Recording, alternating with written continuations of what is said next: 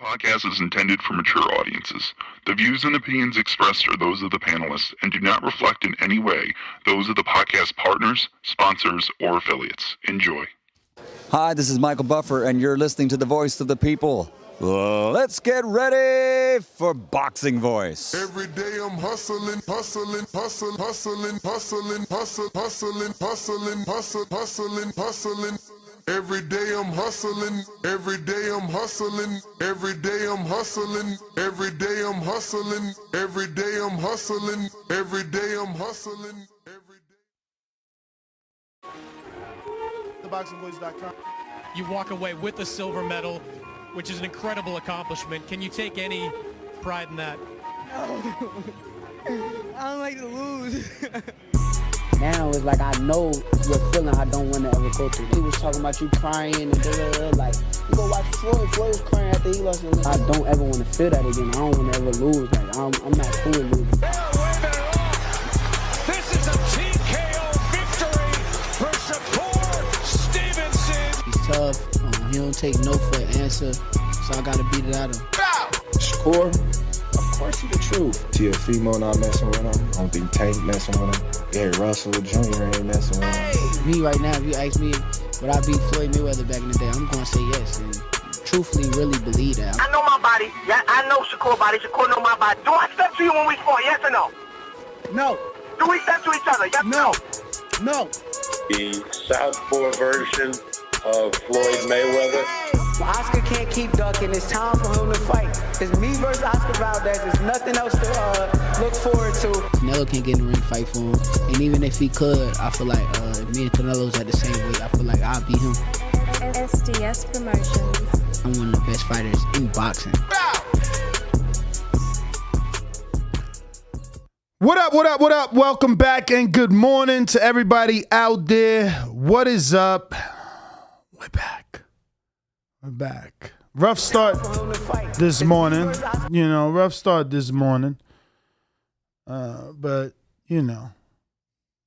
we're trying. We're trying to get through this one. We're going to try and plow through this one today. We good. And hopefully the day gets a little better. But it started off a little rough. You know what I'm saying? But at least we have this very, very exciting news to talk about. But first and foremost, buenos dias, Ring Walk. What is up? Good morning, champ. How are you? I'm all right, man. Good, I mean, good, it is what it is. You went through some bullshit this morning. Fucking, being on the phone with the IRS. Do you maybe need a doctor? Not a doctor, bro, but I need a vacation. I swear to God, I need a vacation, man. It's been very, very long. I used to go like 4 vacations a year, and I got probably 3 or more years without a vacation, bro. And I put it in, I really only take off unless I'm sick or, I don't know, something. I don't believe that because you were dying in here for like 3 weeks straight. We were still running like normal. I know. I mean, it's I rarely take off, so I think I need a vacation because shit is starting to irritate me. But this made me very happy, and I actually like this fight. I know people may not. There will be some questions as to, whether or not Jermall, not to be confused with Jermell, who is the undisputed champ at 54 and has already been ordered to face Tim Tszyu as the WBO mandatory. We're talking about his twin brother that many like to call the older, the bigger brother, even though they're twins. Jermall, he's said to have the power. Some people claim Canelo avoided him and took franchise. Others claim Triple G avoided him, right? So he shocked me. It didn't seem forced. It felt natural, but I love that Crawford already responded. And with Crawford's response, it makes it feel like Maul is the big brother. But I'll let you hear what we're talking about. And maybe even Danny, I asked him yesterday, like, yo, did you watch this? And he said no. So I'm sure by now he did. But, yeah. Check this out. Should we screen share it? Fuck it, man. He's my friend. Even though this is Showtime now, fucking Brian Custer got bought out by Showtime, it looks like. This is on Showtime. Yeah, so Showtime Sports. Go for it. One guy that we haven't been talking about that Jermall Charlo said, man, I've always wanted to get in the ring with this dude and put some hands. And once again, this is Brian Custer from the Last Stand podcast. This is on Showtime Sports YouTube channel. So credit to Brian Custer and Showtime. Who's that one guy? Why does it sound so low? Is it me? Let me check it. Is it? It's not me. Everything's up over here. All right. Out there that we haven't been talking about that we'd be surprised about. You say, you know, I've always wanted to fight this cat. Terence Crawford. Oh, how about that? Yeah. What'd you think? I mean, there's more, but anything on his initial facial expressions or nothing? It's just cool now. Let's just press play? Yeah. Okay. Yeah, no. I'll fight him. I'll fight you, Terence. Yeah. Yeah. I'll come back down to 54 and fight Terence Crawford. Yeah. So that's it. They literally never went back to it. That's all we got. But we also have this from Crawford, who says, Jermall, because this is obviously Jermall Charlo's verified Instagram. Go full screen.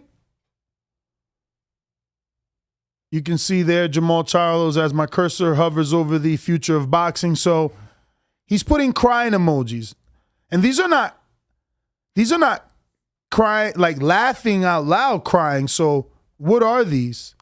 I mean, I use those as I'm laughing my fucking Oh, so ass you're in off. tears here. You're like, Yeah. oh, okay. I thought this was like extra sad. Or I mean, figured it would be laughing. I think it depends because I've seen people use it both, like how Danny's saying and how you're thinking honestly, too. Yeah, I have seen people use it both ways, so I don't know. So I'm assuming these are laughing out loud so much I'm crying tears. That's how I took it when I saw it. Okay, so that being said, he's in tears. He's holding his stomach laughing, and he's like, Jermall, you coming down to fight me at 54?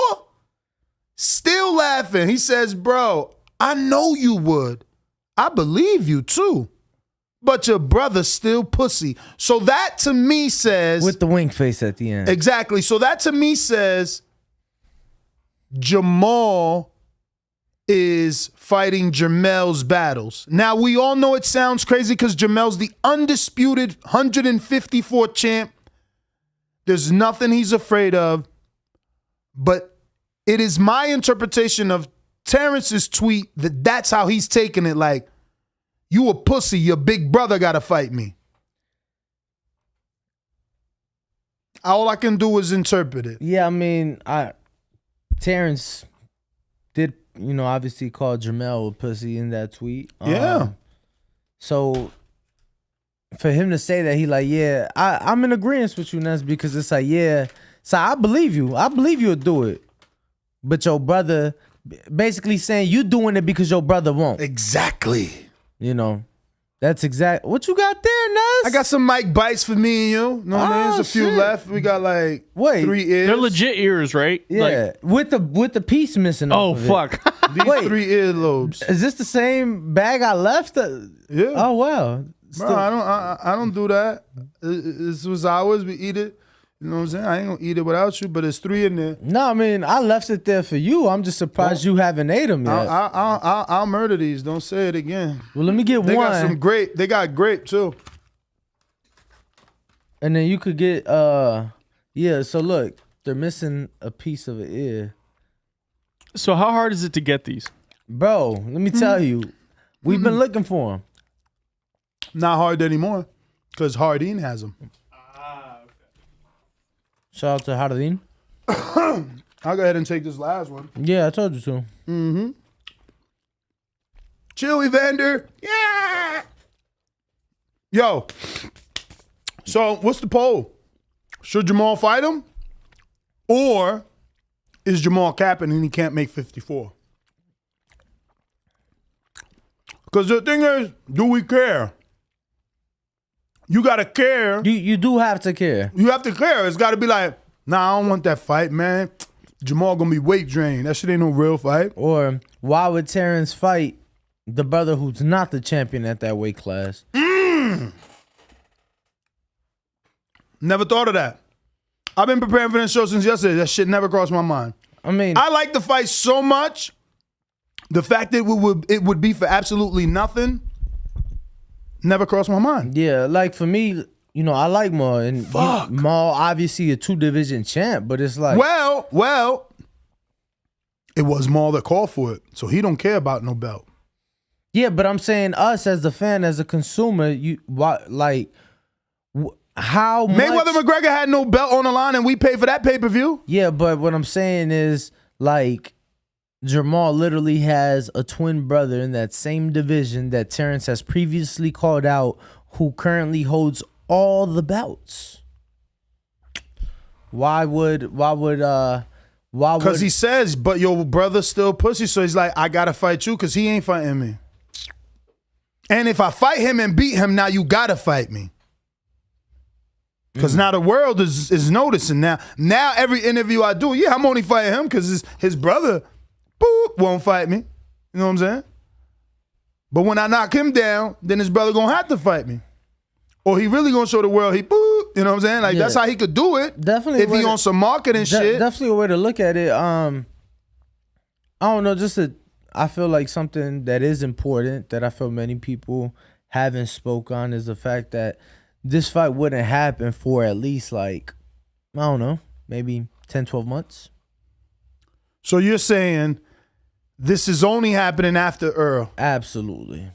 You don't think they'll risk it? No. Even based off my interview with Mayweather. And it's really my thorough conversation with Floyd Mayweather yesterday about this. In what form?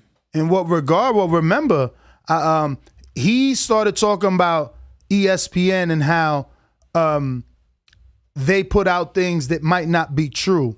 Correct. And he said, ESPN don't know if it's true. I know if it's true because I'm on the back end. You know what I'm saying? And he said, when that fight is ready, Earl versus Crawford, I will announce it. So then everybody just went to the next fight. I'm like, oh, so what are you saying? Do you have an because you've shown invested interest in Crawford in the past? Are you saying only you could announce it because you will be signing Crawford? You ain't hear none of that? Yeah, I heard it. Oh, why? And then he said, he had to put that bitch in reverse and clean it up. You know what I'm saying? He started talking, I don't know, politically, like, well, nah, I'm just saying when it gets announced, it will be us. So he didn't make it clear whether or not something was up with him and Crawford, but he still left that open. And he said that the date of October 29th is wrong. Now, how wrong is Coppinger? A week? 2 weeks? How wrong is he? Is it not really October? Because remember, me and you did math. October was 120 days away a couple days ago. So we're no longer 4 months away from that October date. If we're going to promote a super fight, quote unquote, we do need an announcement here pretty soon. Pretty soon. I mean, think about it. No, yes, you are correct. I got July's schedule already up. Pretty soon, but they did announce Floyd Triple G far out, and I've seen zero promotion for that fight. Who? Canelo Triple G. Well, that was the promotion far out. That's how it is. We announced it. As time gets closer, we'll put out some more. Then it'll be some content. They might do a virtual press conference or a media workout from Big Ben. Like, that's how you do it. Rather than just wait 60 days out to announce, do press conference, and then the fight pops up, the back half of that last 30. Yeah, but we never decided if we're doing a poll and what should it be. Would you like? I don't know. Yeah, see, because there's a lot of questions. Yeah. Do you want this before Earl? Do you not? Do you want it after Earl instead of Jermall? Do you not? Do you want this at all? Right. Then there's, do you even believe it's true? Do you even believe that Jermall can actually make it? Keep in mind, he told us way back when that he couldn't make 54. Then he said, fuck it, I'm going to bite down and make it just to beat this dude, to show you I ain't scared, and that it was just I couldn't make this weight no more. So then he moved up. He moved up. And then he posted not too long ago, I showed you guys that he posted the biggest super middleweight in the world. We screen shared it. So which one is it?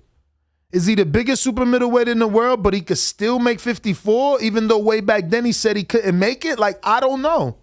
I'm just trying to figure it out. Man. Mr. Sharp says he wants Earl first. Raw Dog says this is all BS. All BS? I mean, I don't know. The audio is there. You know, this is Custard and Charlo, you know? You know, for me, I'm glad to see that you were excited at the thought of the fight, even with nothing on the line for it. Like, it's that enticing to you. I think big fights are big fights. Love it. You know, it would be better. But I get it. Charlo had to put the seed. He had to put the seed. This was never thought of. No one ever thought of this. Now, I'm sure if I had a super fan, they could find me saying this the same day that I said Terence should move up and fight Triple G. Why not fight Jermall? You know, there's plenty of people in boxing that jump up 2 divisions. So now I got to revisit that. Maybe Jermall's throwing a bait out there like, man, I'll come down and fight you at 54. But Terence got a soundbite that said something like, they gonna say I beat you because you stood in a weight class too long. Right? So he's very conscious. He understands how we think as fans, how we think as trolls, people that comment on his posts. So I think if they can get serious, he can challenge Jermall for the super, not the super, but for the middleweight title of the world. Kell Brook moved up 2 divisions to fight Gennady. Jermall has not shown that he is the puncher of Gennady. And Kell Brook has not shown that he is the skilled fighter that Terence Crawford is. I think Maul is being slick. Because you're right. I never thought of that. I could come down. They could complain and say, you could be the new Chad Dawson if you want, or Andre Ward. I came down. The big dominant fighter came down to fight the other dominant fighter. You got the win. Everybody gives me the pass because you sucked me down. Chad Dawson, Canelo Alvarez, plenty others. You know what I'm saying? So Terence and his team could say, yo, we could do that, get the win, and they ain't going to give us the credit. They going to say he was, you know, smoked out, couldn't make the weight, drained. Oh, no, or we could jump up the full 2 weight classes and beat his ass for 160 and take that belt. Just saying. I've been watching Crawford. If I'm Terence, the idea. Let me pull up some shit for you. The idea has to at least cross my mind now that Jermall threw out 54. Nah, let's do catchweight 55 with the belt on the line. I ain't even think of 55. He on some Canelo Cotto shit. I'm just saying. Cotto Canelo shit. You threw out 54. Matter of fact, I'll give you a pound back. Should I say Cotto Canelo? He started that. Don't make me put something inside your starter cap. You get what I'm saying? Like, nah, that's cool. You said 54. I'll give you a pound back. Let's do it at 55. But, you know, for that belt. Or 57 like Cotto versus Martinez. Because, you know, Jermall struggled. He said his words. I hear you. His words were also, I'll come to 54 to fight you. You get what I'm saying? He threw that out there. Floyd says Canelo's team offered the 52 catchweight. Let me get a screen share here just so I can show you some size. Now, this doesn't do justice. You and I was just with Floyd yesterday evening. This picture makes Floyd look tall. He's not. The purpose of me showing you these pictures are to show you how tall Terence is. That I think if this fight becomes a reality and we start seeing face-offs, we're going to be actually shocked that Jermall isn't that much bigger. Maybe width in frame, but height and reach, no. So look at James Toney, the heavyweight, next to Terence Crawford.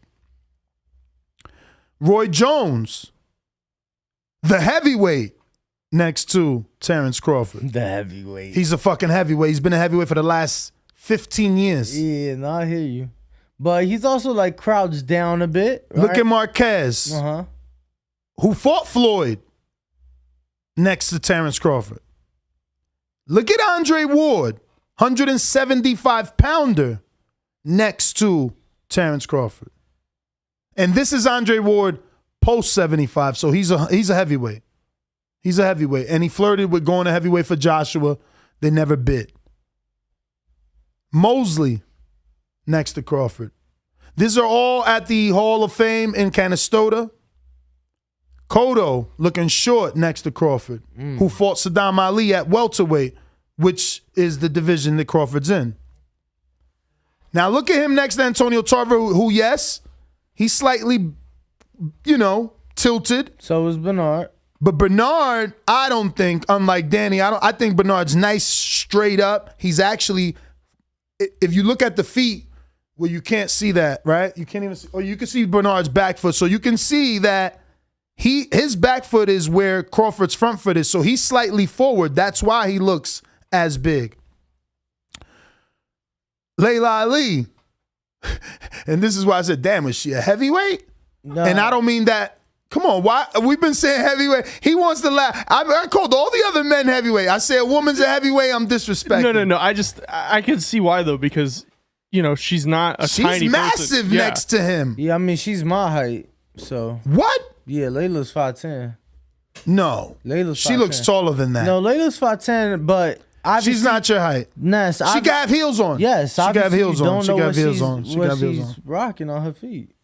Or maybe Terrence dress shoes got uncomfortable and he took them off. Nah, he had it looked like Louis Vuitton No, I'm sneakers. saying, but at this point, the Louis Vuitton sneakers don't hurt, and you can see them right there at the bottom left foot. Holly Holmes. Now, this was a little weird. I'm like, wait, I thought Crawford was big. This girl looks massive next to him. Now, look at the shoulders, though. His shoulders are are basically where her shoulders are at. She looks, that's Holly Holmes, right? Yeah, Holly Holmes. It's Holly Holmes. Shout out to Holly Holmes. She's 5'8". She was a boxer, but she looks damn good there. She's got to be, what, 37, 38? 40. I think she's in her 40s. Man, you killing it, girl. Do your thing. Go ahead, Holly. Hell she's 40. She's She's 40. fucking looking good right there, bro. She did get robbed in her last fight, but that's neither here nor there. So,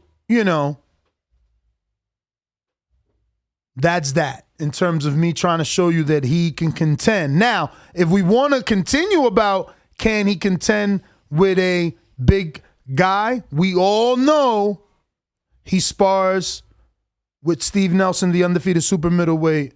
Light heavy, no? Nah, he was in Berlanga's division, and they was trying to make that fight. I thought he moved up. I thought Really? He was light heavy. I'll check it. I could be wrong. No, it's all good, Steve.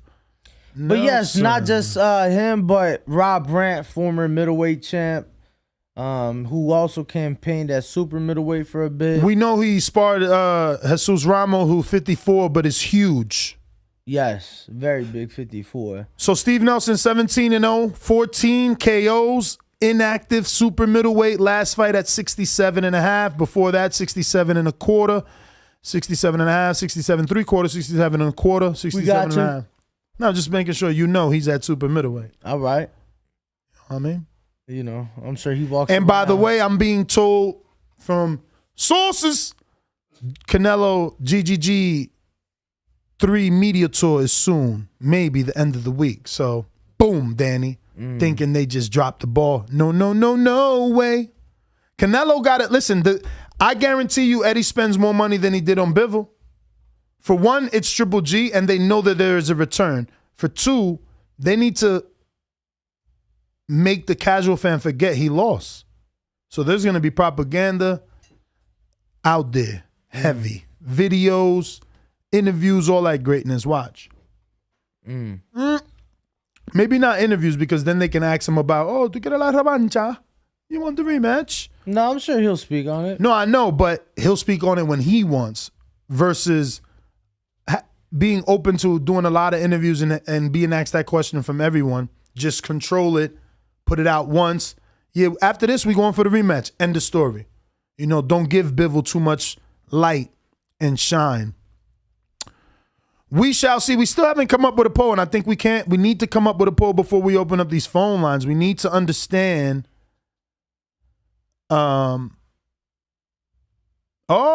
CYP doesn't like the fight. Look at him making height issues there. He's like, he's standing next to Shakur. Don't show that, though. I got no issue showing that. But whenever I'm ready to build a case for Shakur being ready for welterweight.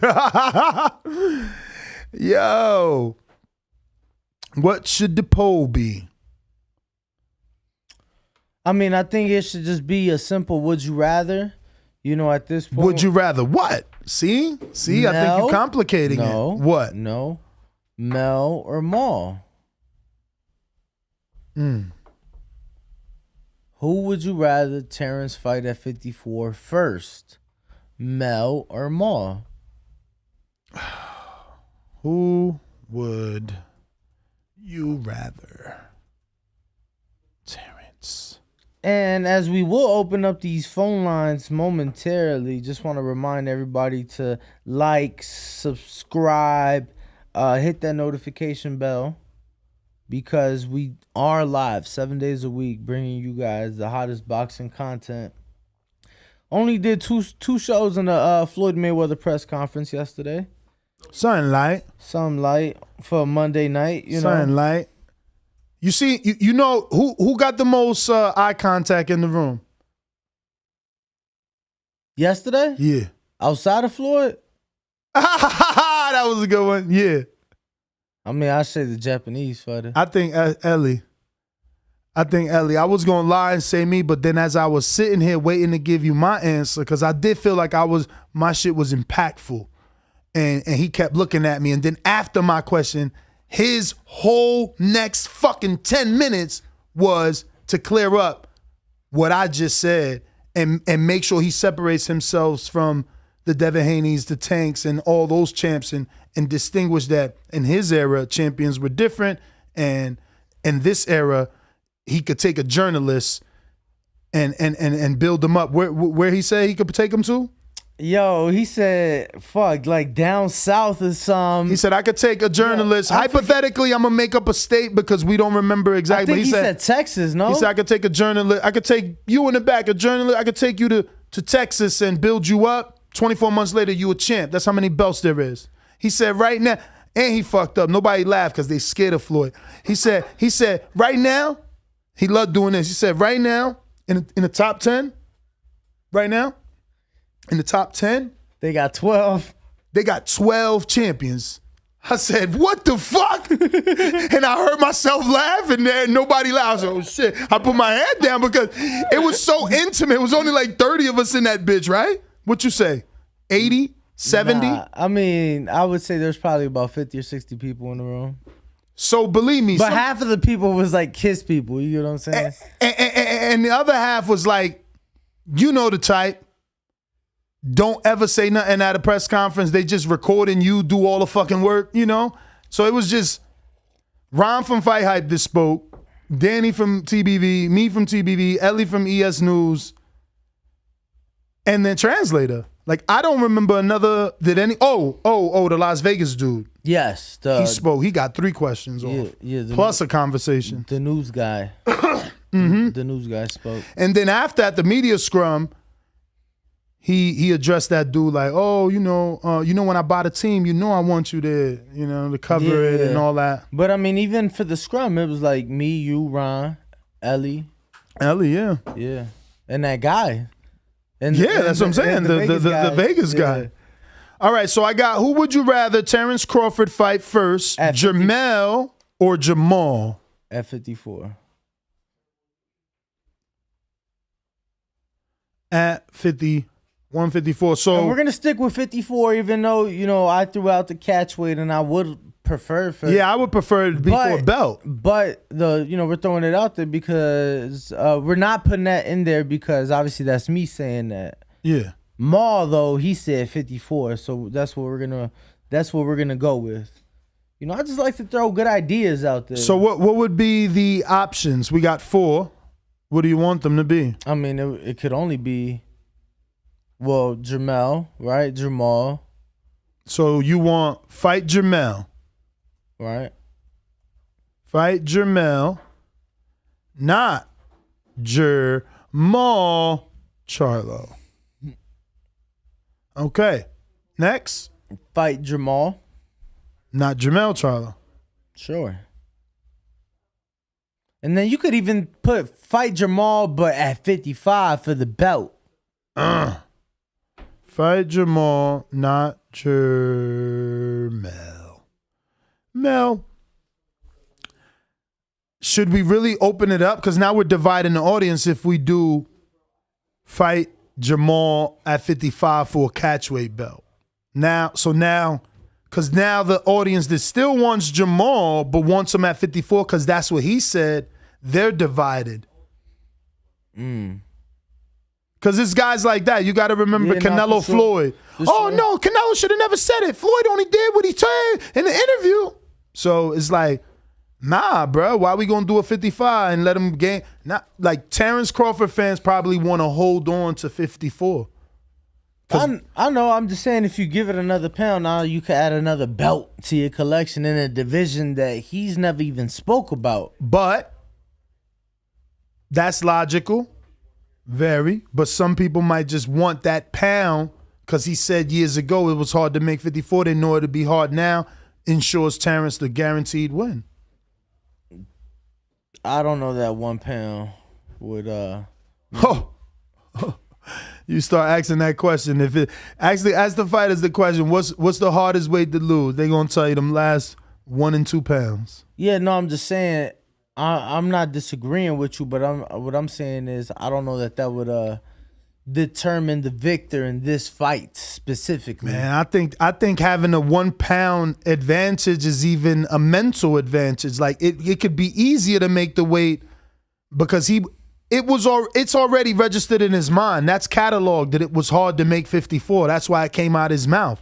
So having to make 55, that could be mentally all he needs. But listen, do we leave it at the 2 options, or do you want me to add that other option of fight him at 55? Fight shit. What the fuck? Shit. No, because you do make a good point, Ness. So I think maybe you could throw a third option of Terrence never makes it to 54. Ooh, now you're dividing the people into saying he won't make it because the Earl fight took place. Well, then we just keeping it as simple. There's 2 answers then. Yeah, that's it. Yeah. I like Unless you could think of something better, but I can't. Let me see what are you reading that they got, because the poll is blocking the chat. What are they suggesting? They being the chat, live chat. You could join us on our live chat right here at youtube.com/The Boxing Voice. Make us your choice every day, Monday through Friday, 6 a.m. to about 9 a.m., sometimes even 10 a.m., depending on the guests and the conversation, the calls. I'm seeing some fight them both, fight people in your own division. How about that? And then people kind of going elsewhere with it. Yeah.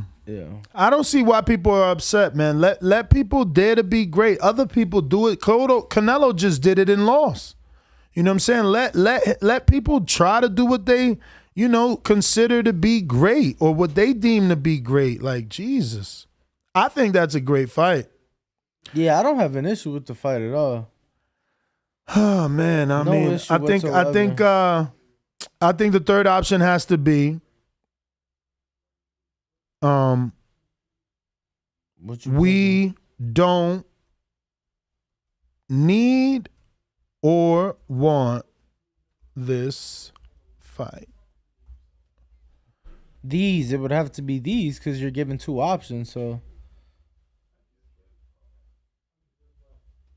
Well,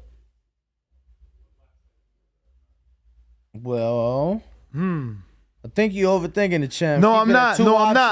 Because listen to me. If I put these, then we're talking both Charlos, and people definitely want him to move up to 54 to fight Jermall. That's why you keep it at 2. Okay. The question is who you want them to fight first. Okay. Keep it at 2. Okay. Listen, these are things that we got to go through. We got to know that we're doing the right thing before we make these polls. Poll is out. Let us know. What do you think? And for those of you looking to call in, as we are going to open up the phone lines before we have part of the dynasty. Second part. Emiliano Vargas will be in studio joining us today. So for all the patrons, you guys can head over to patreon.com/The Boxing Voice. Make sure to get your question in. And for those of you looking to call in, before we get Emiliano, the number to call is 425-569-5241. Press 1 time. And we are also Let me get a screen share.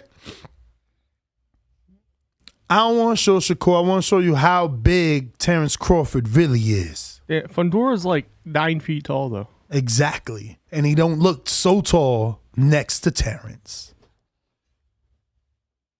What'd you think? That's a fight I'd like. Why didn't you put Fundura on the pole? Fundura called out Earl. He wants to go down, not up. Terence wants to go up. Wait, are they in the same weight class? No. Nah, he's at 54 where Terence wants to go, but Fundura wants to go down? Yeah, he's like, I'm thin, man. I'm going down. Yeah, Fundura crazy. Yeah. Spider crab. All right. We do have some callers already. Oh, okay. It's just it's messed up? Yeah. Oh man. We got a hardwire. It's a simple fix. I just gotta No problems. So let me see what I got. Let me see if mine looks different here for Blog Talk. I don't see anybody on Blog Talk. Okay. Discord though we have some. All right. Well, let's give me a segundo here to do some of this. Remember to rate us 5 stars on iTunes. Sprinkle with a little of this. Subscribe to youtube.com/The Boxing Voice for the latest and greatest interviews with your favorite fighters. And then who's on Discord? First up, we got J-Mac. All right. Buenos dias. Thank you for calling in, my friend. New Orleans, stand up. I'm in the ocean. You say you the big fish. I'm looking for you. Maybe a Spence get his tail out his butt and he'll fight me. You are watching a master at work. Target practice, baby. When I stop him, y'all gonna say he was too weak. Oh, big in the motherfucker, man. We ain't gonna be able to fire your punk ass out. What you wanna bet? You can bet 100,000 on that. Let's bet $1 million. I'll break your fucking neck. J-Mac, New Orleans. Don't like what I said, nigga? Do something fucking about it. One of the best finishers in the game. Give me the towel. Give me the towel. SDS Promotion. Get ready for the back attack. Yo, good morning. How it sound? Straight. That's Danny. What up? I'm not against the fight. I just think it should be the third fight after Bud knocks out Spence, beats Charlo, Jermall, and then Jermall. I mean, you talking about the 160-pounder who has fights that he hasn't fought at 160. He got a fight he can make at 168. I do remember him saying it was hard for him to get down to 154. But, I mean, you got his brother who killing it at 154 right now. Why wouldn't we want to see that fight before Jermall? What has Jermall done to even call a fight out? I mean, y'all brought up Spider Crab. Even though I think Jermall and both Charlos will beat Spider Crab, I think that's a name that he could call out, but not to say I don't want the fight. I just don't think Jermall at 160 should get the fight first.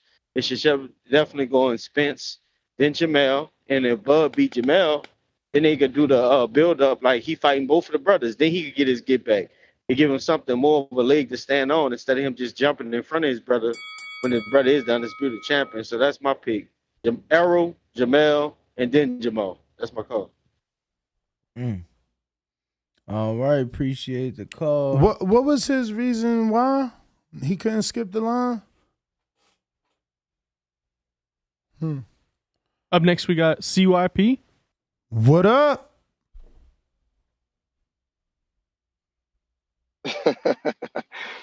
Y'all hear me? Mm-hmm.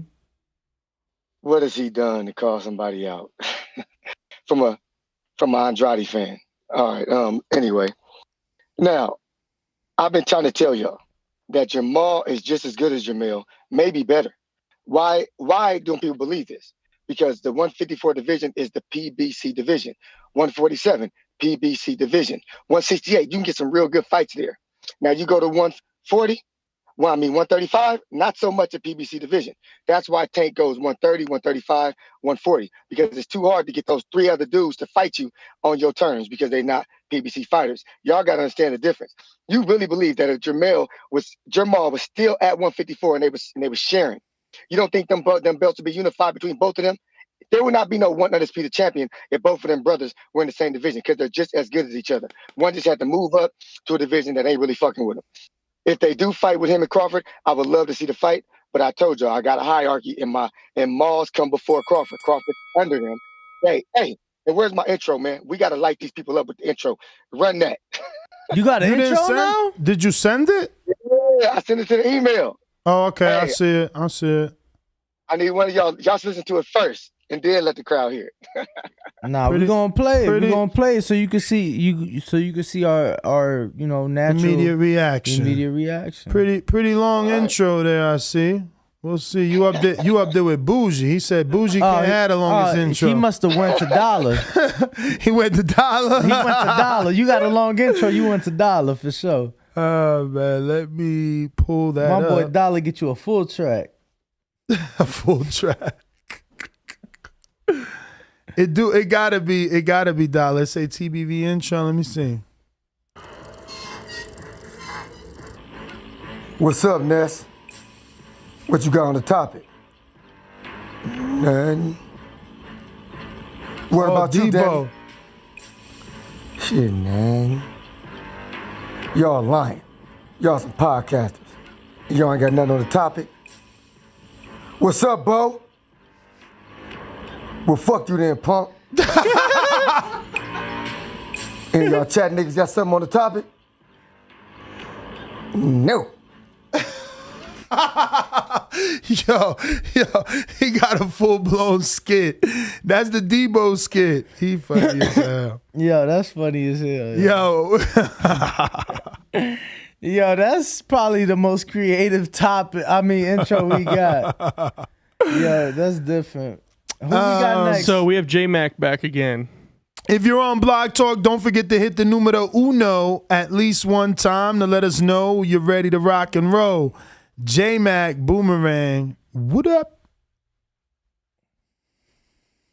Yo. Like I was saying, since Andrade was brought up, he was at 160 and they didn't fight. But Jermall is wanting to move down and fight a guy in Terence Crawford who never ever fought at the weight class. But like I said, I'm not against the fight being made. If Jermall can move down to 154 and make that weight, not a 155, not a catch weight, you don't do it. Like when Chad Dawson wanted to fight Andre Ward, he said he would move down, and he moved down and got his ass whipped. So of course it would be at 154. So I'm not against the fight. I just think it should be in the order of Bud and Errol, Bud and Mel, and then Bud and Maul. Ain't no way Maul could get in front of what Mel, because Mel actually got the belts. And since we're talking about what Jermall haven't done at 160, he hasn't fought Benavidez, because Benavidez is not a champion. So why should Bud move up and fight him if it's no valid or he can't get nothing from it? Definitely, instead of fighting Jermall, who got the undisputed and got all the belts, and it just don't make no sense to me. Jermall hasn't did anything to where he can jump in front Errol or Jermall. I mean, he still got to fight the guys in his division or fight Benavidez or fight. I got a question. Names. I got a question. Go ahead. So if he does fight Spence first, right? Because to me the scenario would be Spence first and then you move up, right? Right. So would you still have an issue if the fight with Maul happens before the fight with Mel? No, I wouldn't, because I'm not against the fight. Like, I don't care if Bud won't fight Jermall at 154. I don't give a shit who he wants to fight. If his team signed for the fight, I'm going with Bud no matter what. Even if I think he will win or lose, or it's gonna be a tough fight. But I don't have a problem with it being Jermall before Jermall, but it would come off funny that the big brother at 160 had to step up for the brother at 154, who actually is the best at 154. So when Bud tweaked, like y'all brought up in reference, it's kind of like, I believe you, but goddamn, nigga, you not the dude at 154. You got to fight your brother Braddles. And what have you, then we can say, well, nigga, you ain't taking care of your business at 160. That's exactly how I said people may interpret it. But I think Earl, I think Mel, none of that shit matters if he wants to move to 60 and become a middleweight champ and challenge Jermall. He could turn around and say, nah, I don't want to fight you at 54 so people could say that I weight drained you. Give me a 57 or a full 60 and I fight you for your belt. You know? And now I'm a 4-division champ. Like Canelo did. With the possibility of that fifth. Like still Canelo there at did. 54. Canelo moved from 60 to 75. So, you know. Anybody else can do it. No. He moved from 54. It was from 54 to 64. So technically super middleweight. And then he moved to 75 for the one fight. No, then 60, champ. Okay, but then he moved to 75. Yes, then to 75. So that's what I'm saying. Like, he's moved up significant weight classes. He's jumped twice. Yeah. He's jumped 2, rather. But what I was getting at was that from 54, he skipped middleweight. Mm-hmm. Well, I guess technically, unless you count those catch weights, you know.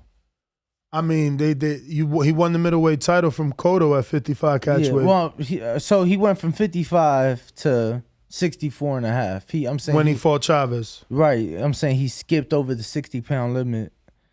We got Chuck Supremacy with the $5 super chat saying Mel said he won't fight David because he doesn't offer anything, but he's willing to move down to fight Crawford like he has something to offer. Crawford offers legacy. Stop the lies. Crawford has accomplished way more than David Benavidez, man. Let's not even go there. Jeez. Did you get to Fred Robinson? And then, no. Let me take it from the top. $5 super chat from Fred Robinson is the first one of the day. He says, we all wanted to beat up someone for our brother before. Besides, it's not like fighters have not went down one weight class before.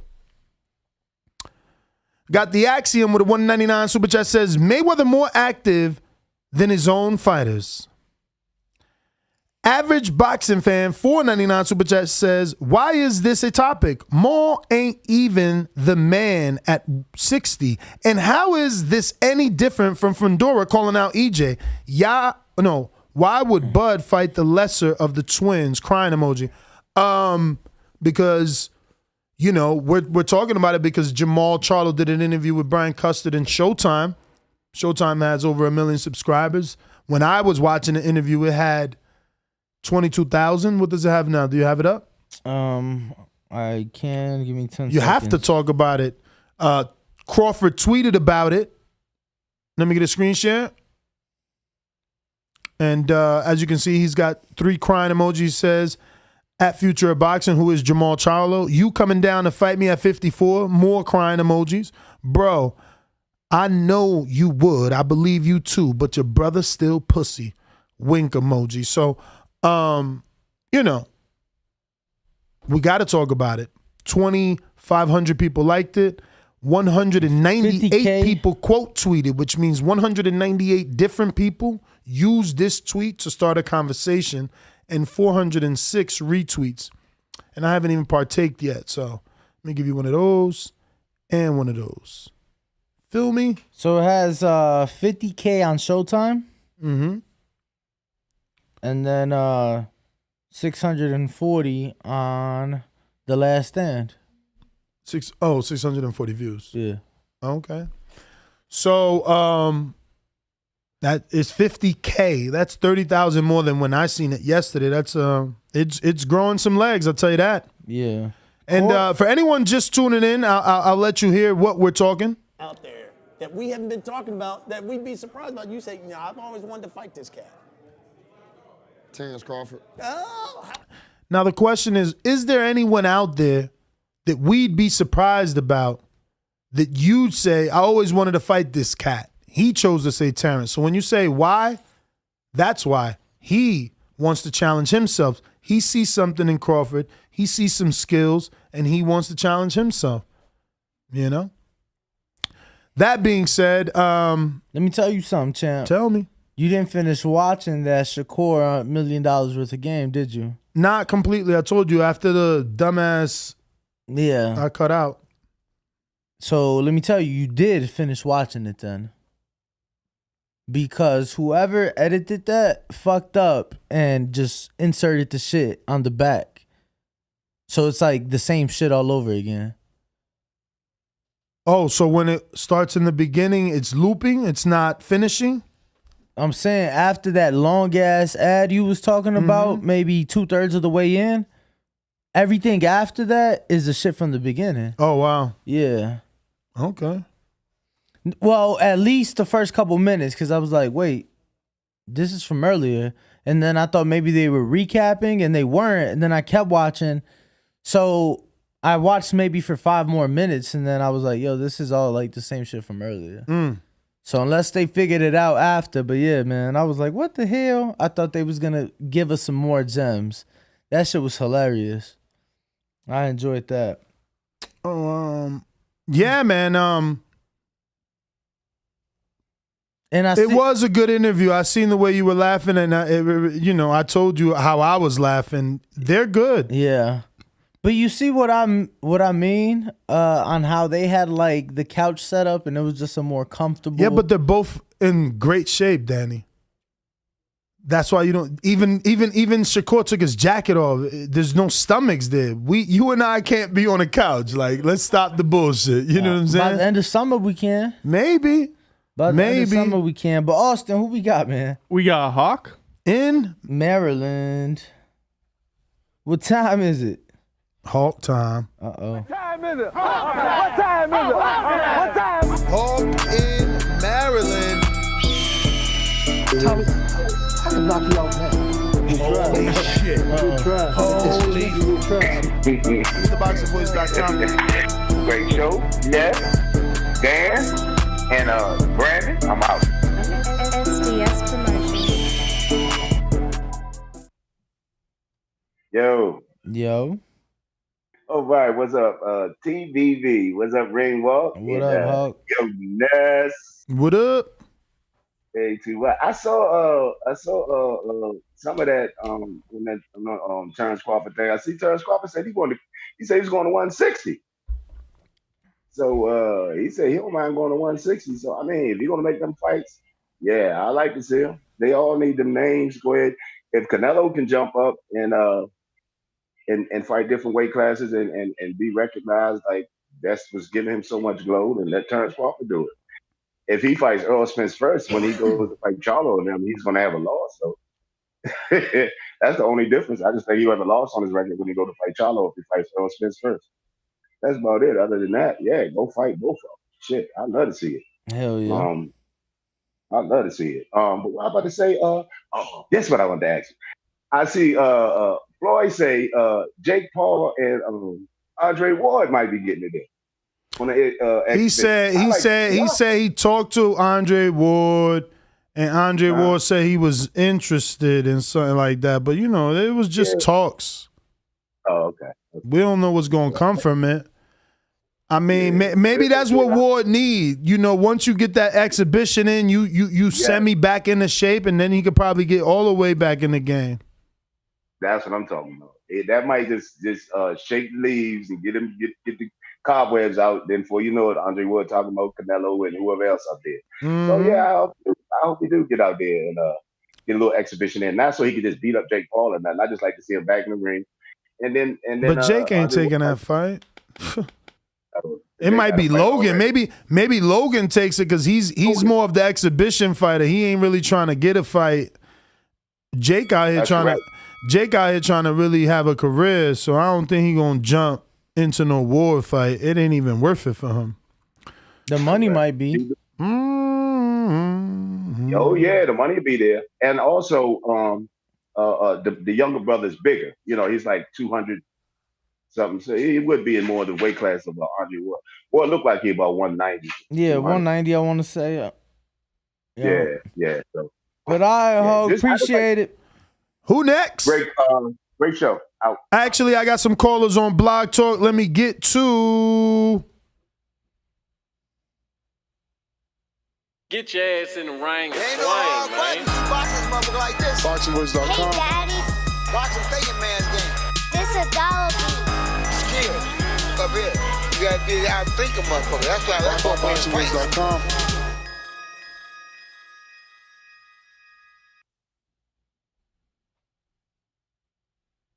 Who we got? We got Liz Low. Yo, Yo, TVV, can you hear me? Yup. Oh, okay. What's happening, man? What up?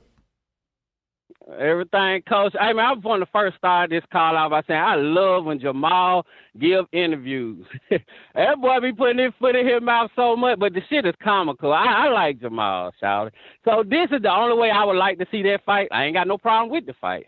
But if Spence and Bud don't come to agreement, that means Mel ain't gonna come to agreement because he follows Spence.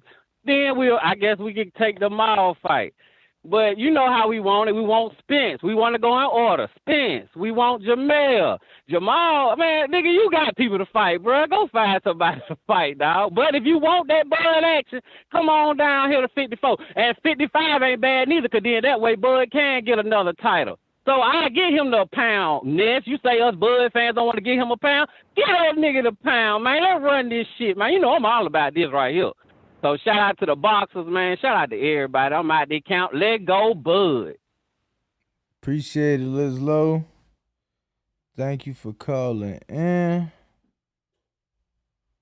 Who we got next? Who? On Blog Talk. It's all on Blog Oh, Talk. on Blog Talk. All right. Yeah, I forgot that's not mirroring what I got here. Looks like we got Machine Gun on Blog Talk. I'm gonna go ahead and beat up Danny Garcia. Hey, Daddy, this $1 bill. You can take out that green jacket because I just took your bill. It's fly, you can't even set out an arena. The only reason you don't pay per view because you fight me. So you can sit down somewhere. Sit down somewhere. Sit down somewhere. You will not be fighting on pay per view off for me.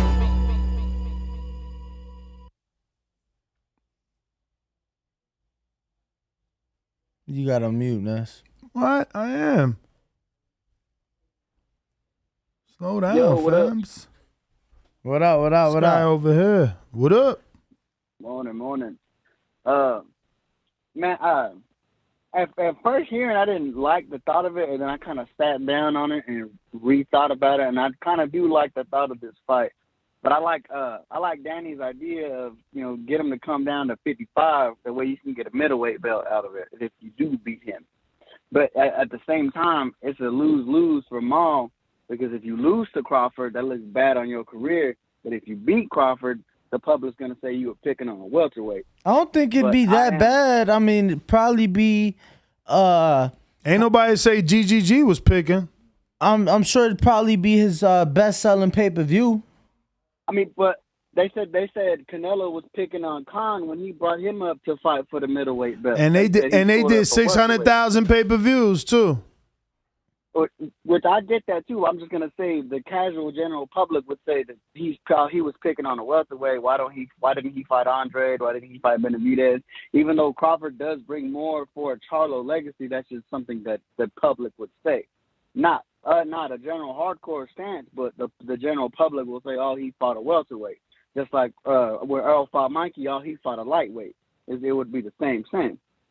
It would do great numbers, very great fight, but I would like to see it. But at the same sense, if you're Jermall Charlo, you have all the belts.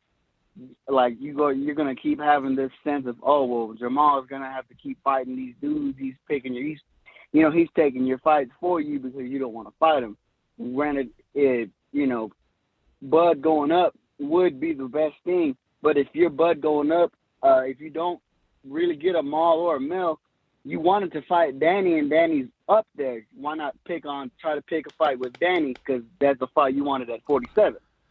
Yeah, I mean, with that, we got to wait and see what happens with Jose Benavidez, because it's like, why would Bud fight Danny if he loses to Jose? Yo, if you're on Blog Talk, I know you want to talk, but you ain't pressed the one button at least one time on your keypad. Hit the numero uno on your keypad right now. There you go. You did it. You in the queue. What up? We got a TBV People's Champ. Oh, all the Bud fans coming.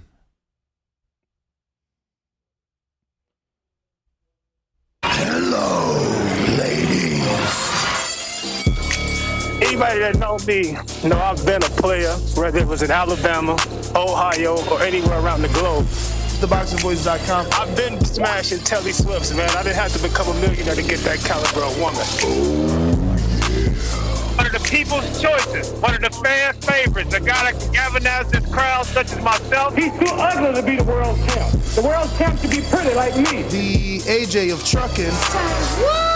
Yep, Brandon in Cincinnati. SDS Promotions. Yo, TDV, what's going on? Good morning, fellas. What up? What's good?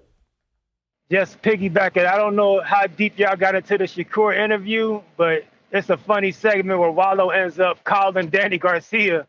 Yeah, I caught you that. caught that part? Yeah. Okay, cool. That shit was, they was on one. But as far as this fight, man, let me just say, shout out to Joe Smith and Better B for saving my Juneteenth weekend. Because if they wasn't in a 3-fight unification, we would have been resorting to have to watch Charlo and Selecki. That's off, man. Get your shit together. That's not even happening. I know. Just imagine if Joe Smith and Better B wasn't fighting and that shit wasn't off. That would have been my Juneteenth weekend. So shout out to them 2 white Europeans for saving my Juneteenth weekend. Jermall's clout chasing. He has nothing going on. Nobody cares about him. So you're trying to piggyback off the name of one of the biggest names in the sport. That's all I see here, folks. That's my call. Y'all have a good day. So hold on a minute. How can you just brush this off as him piggybacking? When has he ever clout chased? Isn't he a 2-division champ? Shit, I don't know. So why would you say that? Like, this isn't Rolly or Pookie was the prime king. Pookie was the prime king. No, he wasn't, man. Get this guy out of here. Get this guy out of here. You don't want to talk boxing. Now you're talking fictitious characters at a fucking drug movie.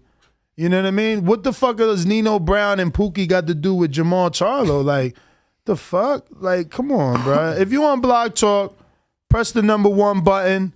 It's going to indicate to us that you want to come on the show. I got a few people who are obviously there listening, haven't pressed the 1, so you got to let us know. Let me see, man. We got to get to these super chats because, Jesus, this guy crazy over here, this guy. You got to Chuck Supremacy. I'm not sure if you finished it because I cut you off, right? Yeah, just reread it. Chuck Supremacy with the $5 and the $1.99 at the same time. I did read it. Okay. Fully. Pick up on the next one after and that. Looks like CYP sent the $5 to run his new intro back. Where is it? Right here, let me change it. Put his name. Because they sent it as a TBV. CYP.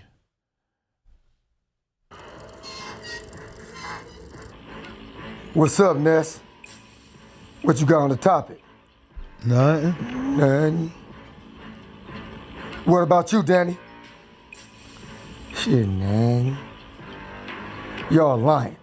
Y'all some podcasters. Y'all ain't got nothing on the topic. What's up, Bo? Well, fuck you then, punk. And y'all chat niggas got something on the topic? No. Yo, I didn't even hear my name the first time. Yeah, you in it. Phoenix Kentrell, $5 super chat says, Bud about to put Earl and the Charlo Cubs in the dirt. Disrespectful. In my Danny voice.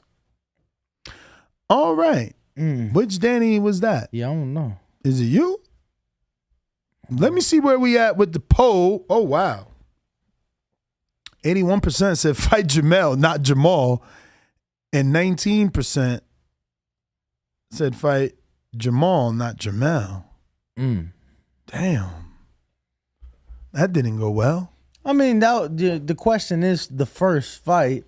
So maybe they're looking at it like, fight the 54-pound champ first and then fight the 60-pound champ next. Yeah. Maybe we should end that poll and see, do they even like the fight? I do want to remind, that's cool.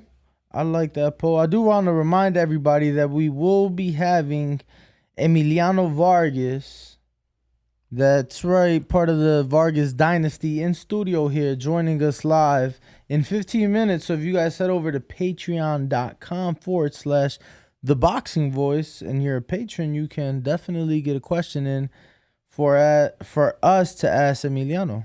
Okay, let me pull that up so I can put it in the chat for you guys. Once again, the number to call in, 425-569-5241. Press 1 time. To voice your opinion right here on a Voice of the People hotline. We're talking Jermall Charlo's recent interview with Brian Custard, where he had a pretty interesting quote saying that he has always wanted to fight Terence Crawford. And that's the someone that we wouldn't expect him to want to fight, according to the question, right? Which obviously it did come from left field. So many names he could have mentioned, but it was Crawford's name that he dropped. I don't know. Do you think that this further indicates a PBC merger for Crawford? There has been obviously a lot of talk. We've seen now Espinoza do a few interviews. We've seen, a few interviews talking about Terence and Earl being 2/3 of the way done. Obviously, Brian Custer brings him up. Just more people on that PBC side speaking about him. I mean, yesterday, Floyd, does it seem inevitable that he signs to them, or do you still believe that it can be like a Terence Crawford Promotions collaboration, kind of like, Canelo did the Plant fight? Regardless of however he chooses to go about it, I do think it'll be, with PBC. I just think that's what makes the most financial sense for Terence, most logical sense. Obviously, they got those fights at 47, at 54, so I think PBC should be the move for Bud. I'm seeing certain people say that it's comical that Jermall calls out not only Bud, but just anyone. Whoa. That's pretty weird. Yeah. I prefer my fighters to call somebody out. But once again, if you're on Blog Talk, I haven't gone to you because you haven't hit that one button. And for those of you asking, what are they asking? For those of you asking, the Discord link is pinned in the chat. It sure enough is.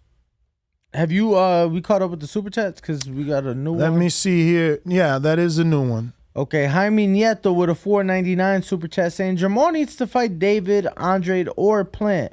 I don't want to hear anything but Bud / Earl next. Do they pronounce it Andrade, not Andrade? It's supposed to be Andrade, Demetrius Andrade. But then, no, Andrade. Andrade is Lombardo Andrade, who lost to Lucian Bute. It's Demetrius Andrade. He's from Cape Verde. Originally, right?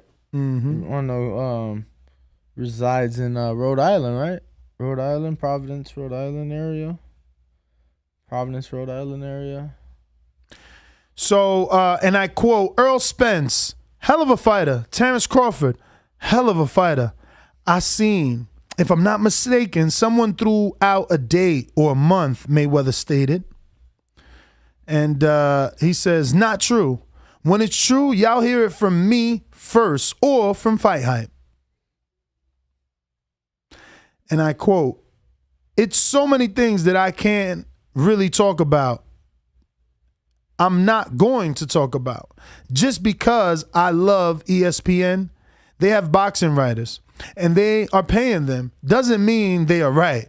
When you see Fight Hype posts or you see a text from me and you see I say this reported information is not true, said Mayweather.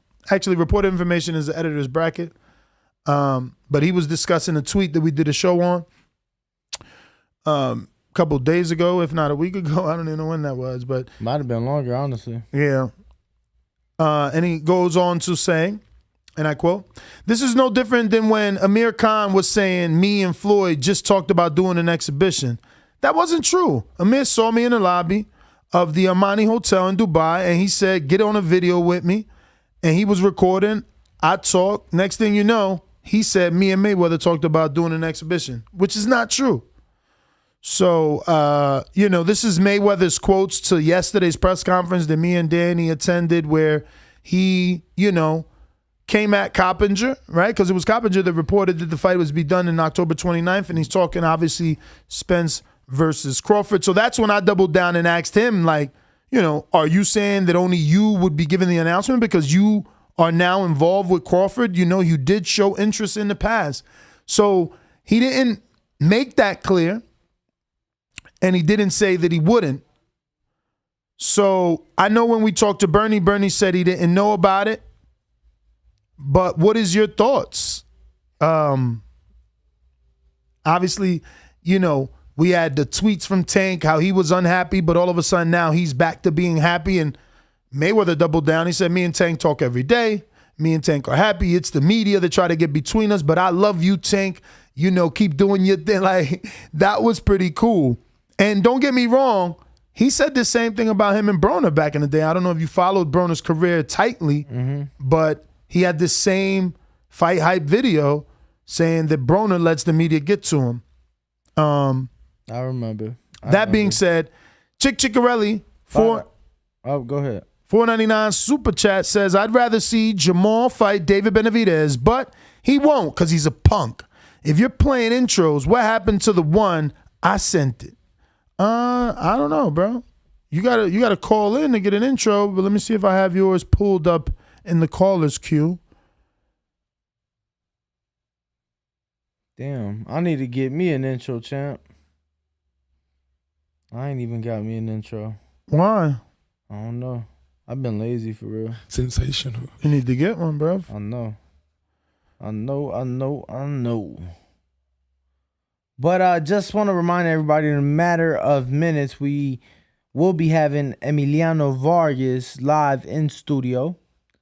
So make sure to get those questions in via Patreon. Head over to patreon.com/theboxingboys. In the meantime, we still are taking callers. Just want to remind everybody, number to call, 425-569-5241. Press 1 time, or the Discord link is pinned in the chat as well. I don't know. I know Chick did send it. Just don't see it. Not off toppy. Probably was copyright. You know what I'm saying? Because I feel like I played it once. But just not in there. I don't see it. But anyway, moving on. If you haven't already subscribed to the YouTube channel, please do so. It's going to help with the visibility of the show. Obviously, we're trying to get to our next goal. Right now, we're on 145,513. So we need about another 500. We need about another 500 to get to that next goal of 146,000. Because we want to keep moving. My next goal is 150, champ. So I really want to push for that. So make sure to subscribe. Make sure to like the video so it can reach out to other boxing fans like yourself. CYP says he has a counterpunch, but he says number 3. He's already had 2 others? No clue. But we're going to bring him in. CYP.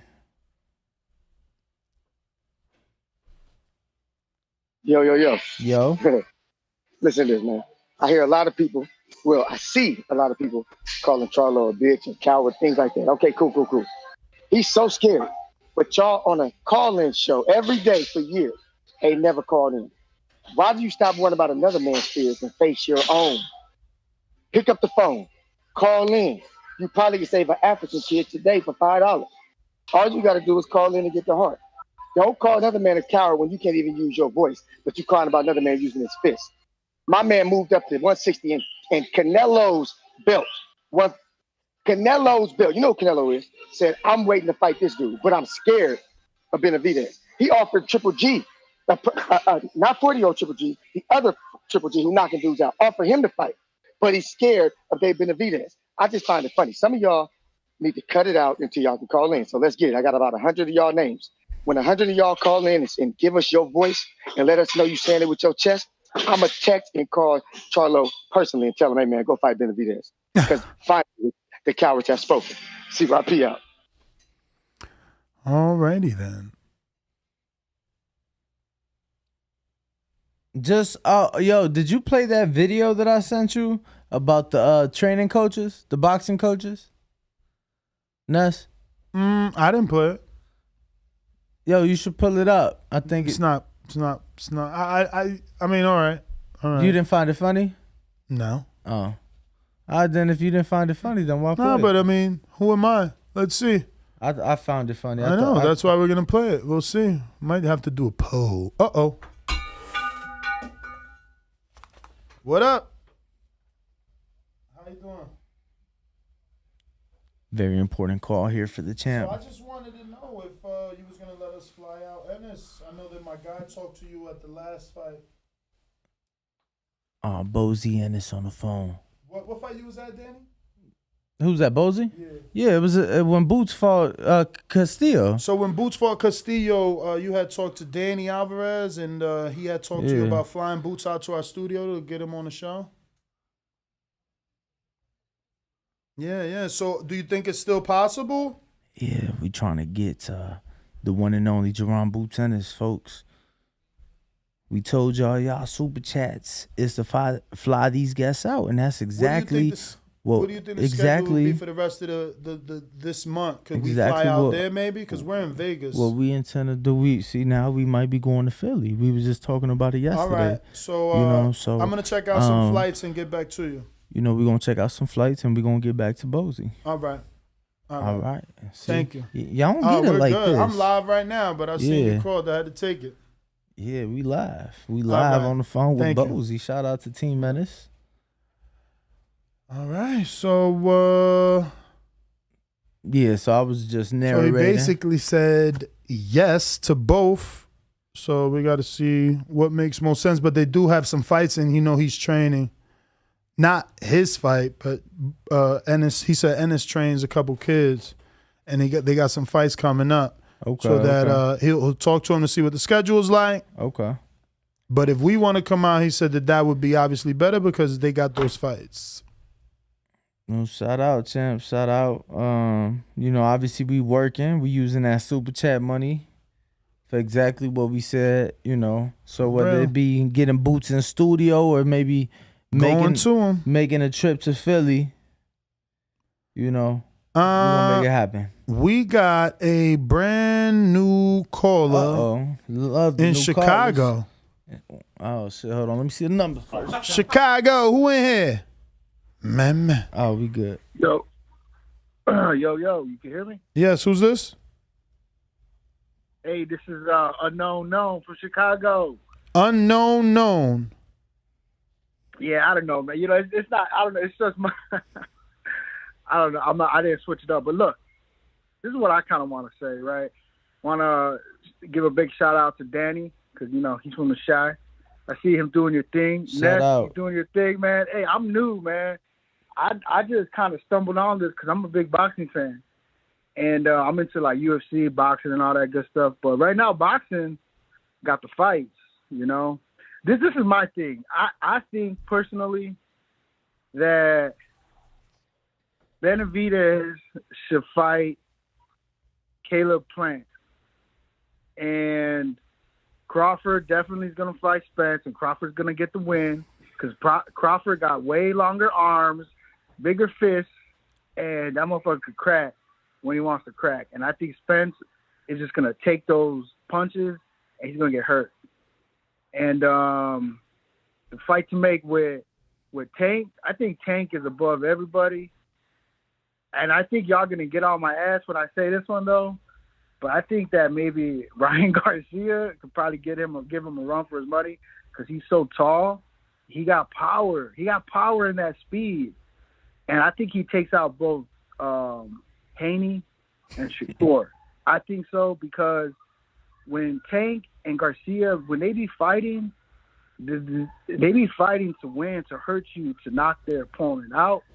And Shakur and Haney, they just kind of be coasting. You know, they got mad skill, but I don't see them having a killer instinct where they're going to want to try to, you know, kill their opponent, shit like that, like Garcia and Tank be doing.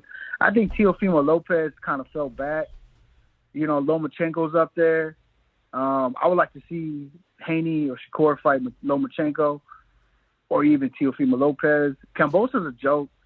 He's all right, but, you know, the European, Australian people or whatever, I mean, they're a lot of talk, but when it, you know, fighting, there's always some excuse, man. They always got a damn excuse like, oh, this or oh, that, or it just wasn't my night or the better man won. You know, that's kind of boring. I think Wilder should fight AJ, and I'm all over the board, but I think Canelo's on PEDs. You know, that Mexican meat, come on, man. How you not going to know there's some steroids? And I think that whole camp's kind of a little fooly. But nah, man, I'm just representing the Chi, 26th Street, K-Town, the Mexican side of Chicago. You know, we be on that shit too. We on that gangbanging and shit like that. Nah, man, y'all do your show. And if y'all ain't into the UFC, man, y'all should check out the Diaz brothers, Nick and Nate. Check them out. All right, champ. Thank you for calling in. What's up?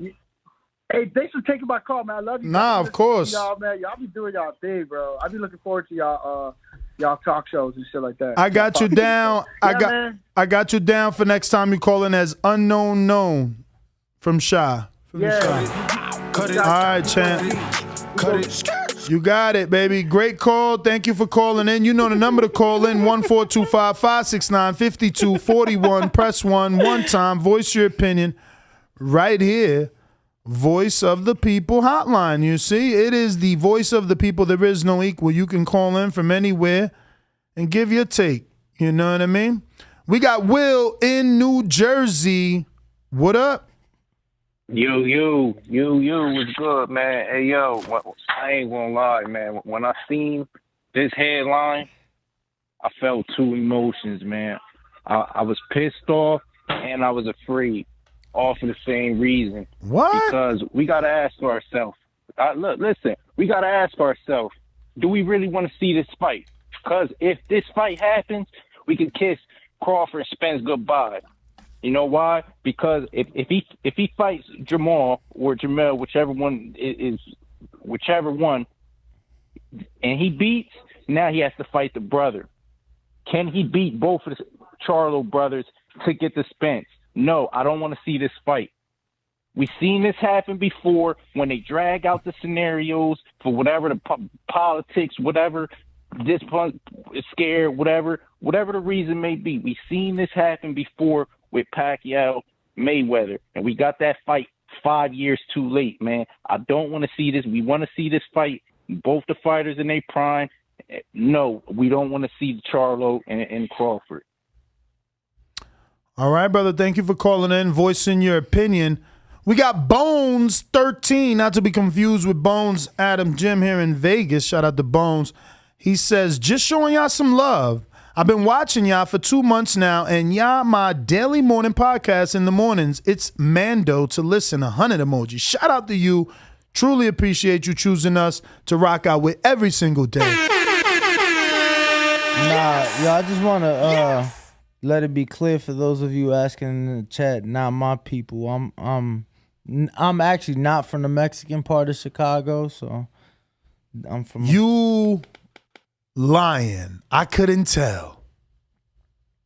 I mean, I'm very in touch with my roots. I'm just saying, where we grew up, it was... Yeah, but your American accent is definitely not from the Latino side of Chicago. No, because I wasn't in the Latino side of Chicago.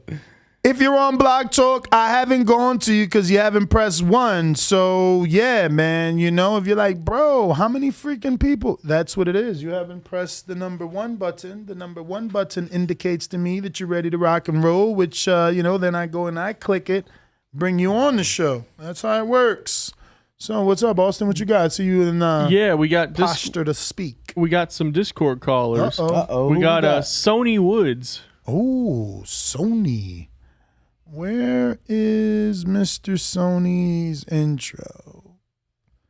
Tony, that's what happens when you don't call in. I don't got an intro. Okay, there you go. See? It's been so long since you called. I thought you had one and you don't have one.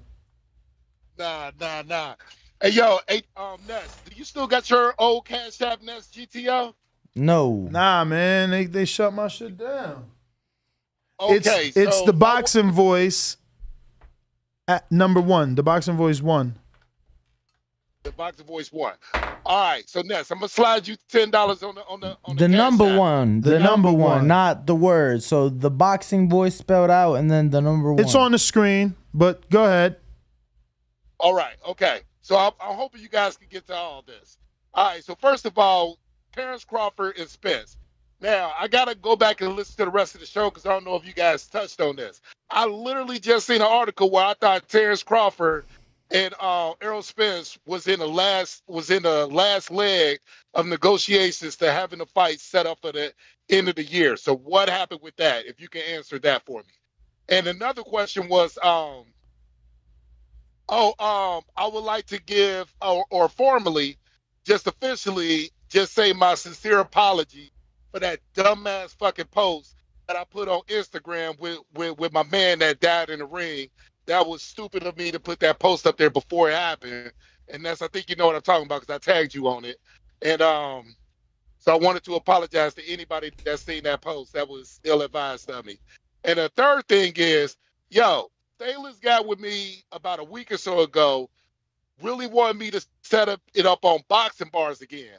I put it in the Untitled, but I caught the show after you guys had finished it, and you guys didn't post that show, so I couldn't go back and listen to Untitled. So I just wanted to know if you guys... No. We did post that show. I don't think we answered that question because it was something that, me and Danny had to check because you had wanted us to do certain things or commitments from us. But I think pretty much, it's the same commitments of the past, just a certain time and to be consistent with the day. It's just a matter of fitting it into the schedule. Fitting it into the schedule. Because Taylor told me you guys don't do a Saturday show no more. Shit. What? So we here from 1 to 10 o'clock, damn near. All right, that's what's up. Hey, yo, so what do you guys think about that? Danny, you familiar with? He's not. I gotta show it to him. That's what I'm saying. He's not familiar with it. I'll send him the link right now. All right, that's what's up. Hey, yo, peace and love, and shout out to the Bat Channel, always. For sure. We got Big Fish Vega.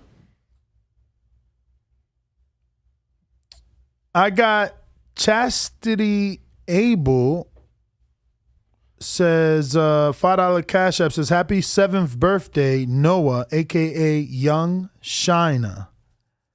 Sorry for the late response on that.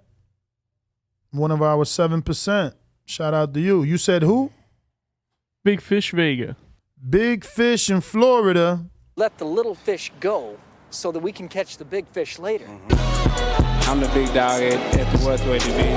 WBC and IBF welterweight champion of the world. At the end of the day, I'm a way better fighter than Terence Crawford. TheBoxingVoice.com. Me and Terence Crawford on this side of the street. We clean our side of the street, then we come and have the Crawford. 60-40 or 7-30, whatever we give them. Say something else. Say something else. Big Fish Vega. Big Fish Mafia. It ain't a movement, it's a lifestyle. SDS Promotions.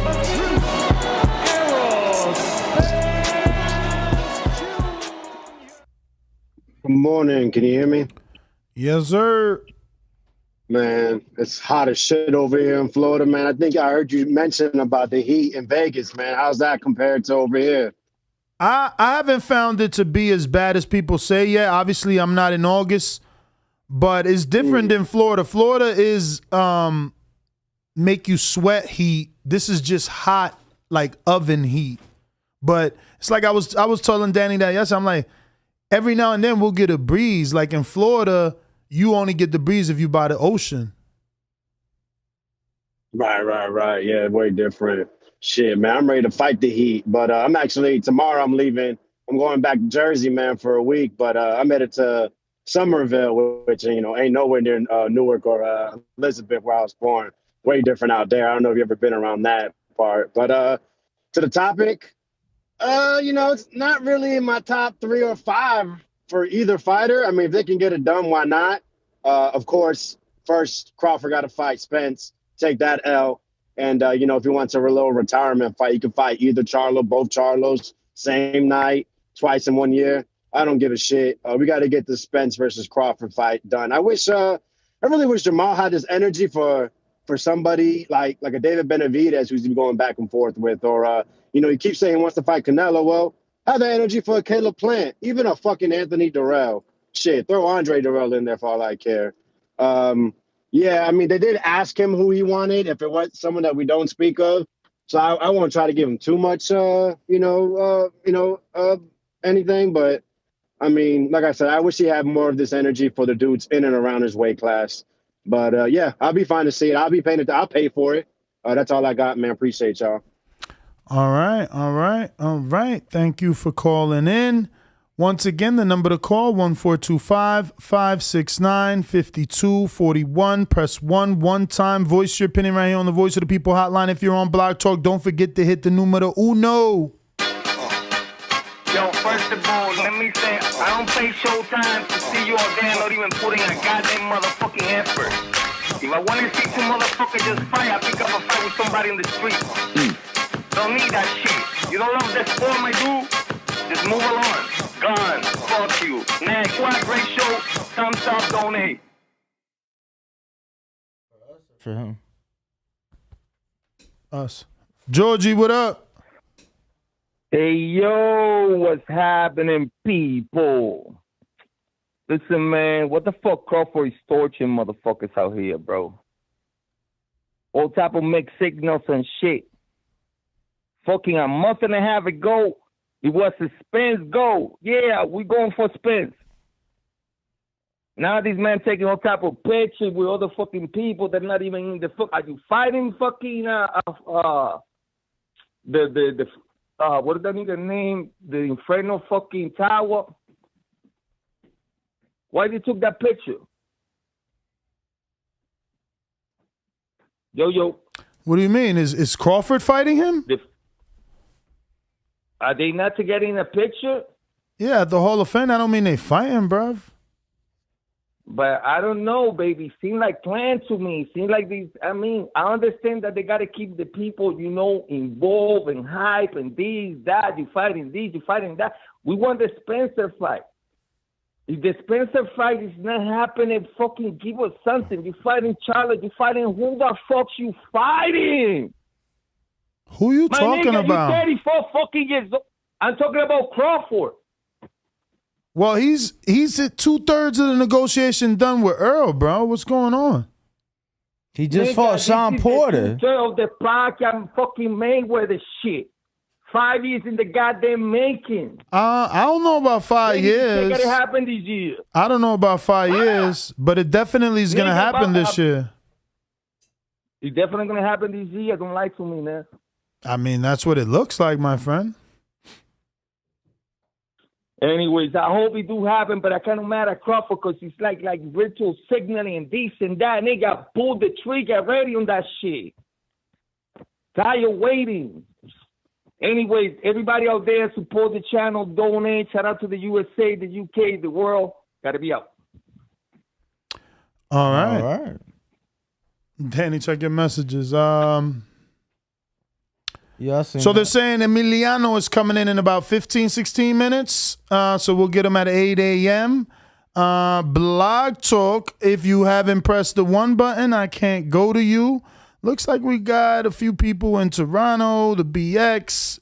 We do Houston. have Bougie from Broward with his hand up. Bougie, Broward. Broward, bro. Don't say Miami. Oh, this your time. Yeah, Broward. Not Miami, Broward. And he was like, yo, he was like, he just watched him fight. He was like, who the fuck is this guy? Boosie is the real deal. I said, Floyd, I've been telling you about it. Now I'm bigger, I'm stronger, I'm better. I ain't fighting the right Shakur. Floyd called me, and I'm not going to say the time. It's your boy Boo G. What up? Ride the motherfucking Vegas. What it is, family. Chillin'. Can't call it. Very interesting conversation today. I was watching that Brian Custer interview with Charlo today. I find it very interesting how this guy, Jermall, is comfortable and content of being whatever he at with his career right now. To me, I caught a lot of things in that interview. And my bad, CYP, this might hurt you a little bit, but I think your boy, he's just feeding off his little brother accomplishments. He's cool with where he's at. He don't care about having these big fights. The only thing he care about is this, of course, this Canelo fight. And he know Canelo ain't looking his way anytime soon. But even Brian Custer said, if you don't get any of these fights, what's next? The man say he's cool with what it is right now. If he's retired right now, he's cool with that. Long as my brother keep winning, long as my brother's got all these belts and stuff like that, I'm winning. We twins. I'm like, come on, bro. You don't have your own role, your own destiny, your own milestones, your own goals. Like, come on, man. But that right there told me a lot about Jermall. I think all that, I'm gonna fight Bud, all that shit is cap. He ain't finna do that shit, bro. Cause he been chasing Canelo for fucking 5 years or whatever, bro. So it is what it is. I find that very interesting. And I counterpunch if I got some other shit to talk about, but that's it. All right, bro. Appreciate the call. Who next? So we got about to be. It's too early for all that. I don't know. I got some callers on Blog Talk. I need you to hit that number 1 button or we're ending the show. That's how it go. No callers, no one to talk to, time to go. I don't know what they want me to do. It's show business. Who's next? Over here on Blog Talk. Looks like Lights Out Homie. He said, y'all should get your asses on Cameo and collect a little bag for giving out shout-outs. Shout out my homie. No, excuse me. Shout out my Hall of Fame homie, James Lights Out Tony. We got another counterpunch from CYP. We gonna let Danny look into Cameo. I didn't know we were big enough for Cameo. I seen Floyd on Cameo. I figured that's not for me. Yeah, I mean, there's definitely some very small-time actors or, like, comedians. People who haven't acted in, like, 20, 30 years. Yeah. No, but I think he wants us to create a cameo so we could give shout-outs. But, like, I didn't know people would want to shout out. But CYP, shout out to you. 3-4 counterpunches in today's show.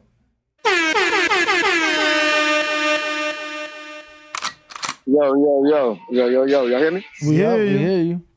Now, I ain't mad at what homeboy said because a lot of times people don't understand when people are being honest. 99% of fighters, listen to me, people.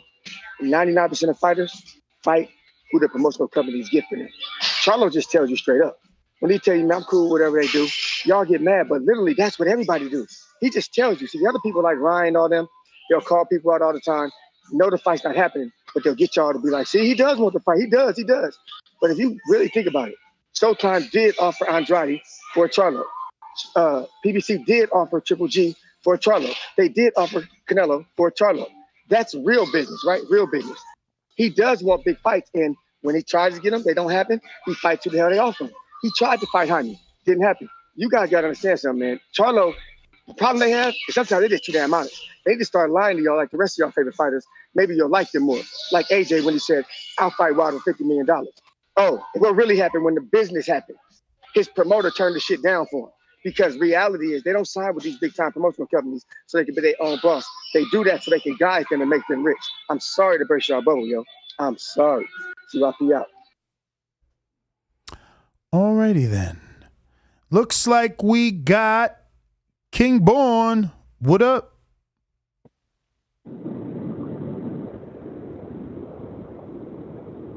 Hello. Brooklyn Jew is coming through your town. Let's get to it.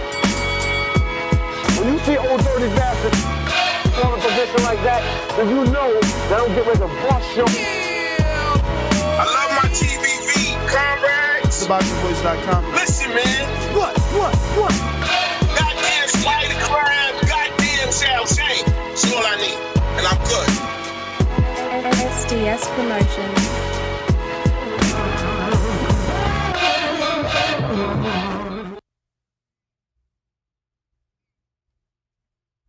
What up? What up? What up? What up?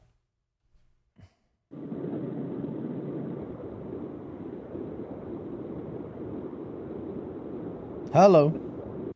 Maybe I have the wrong number. All right, let's see who that really is. Javi in Oregon, what up? Yo, what up, man? What up, man? So, yeah, CYP's right, man. Like, there's no way around with these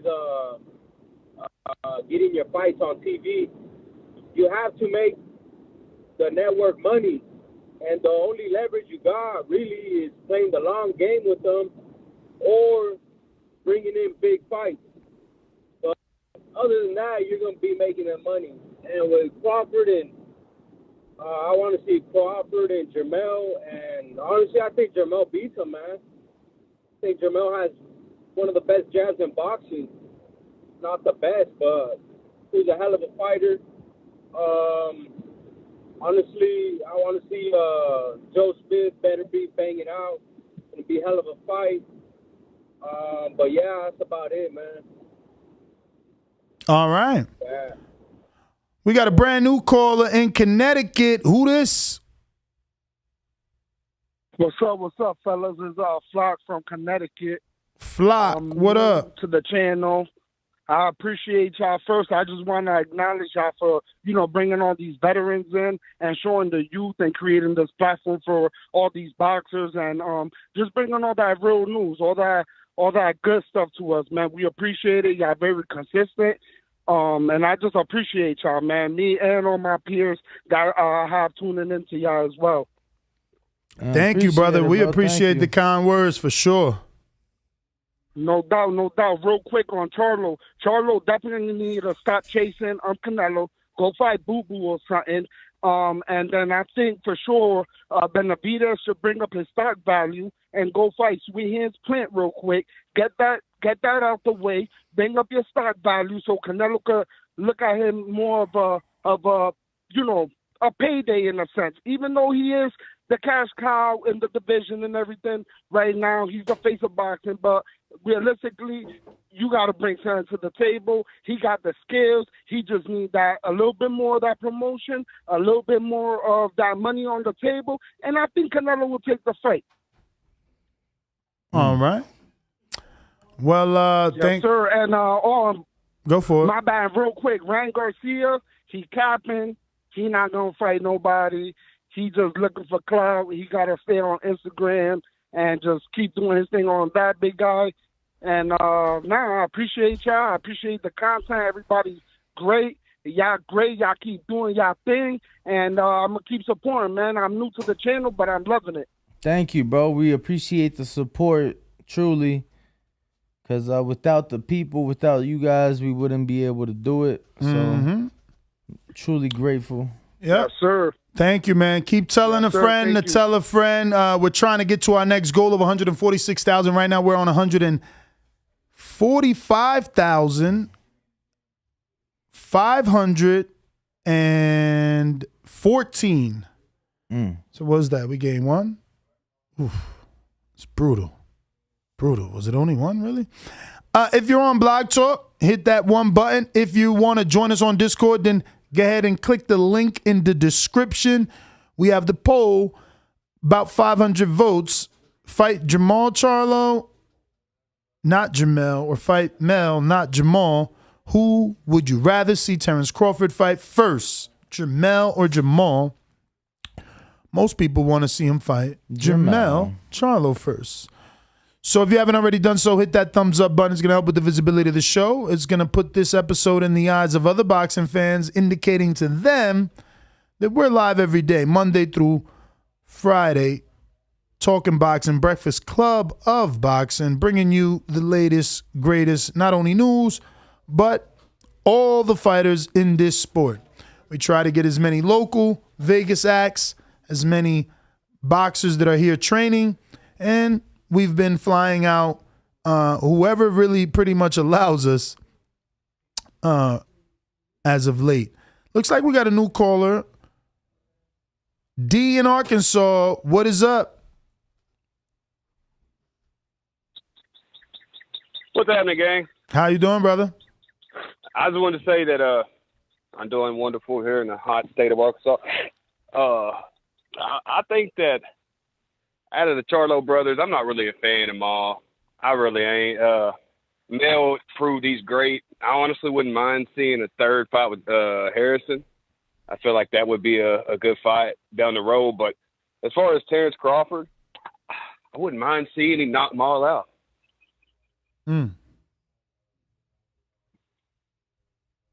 At 54 or 60?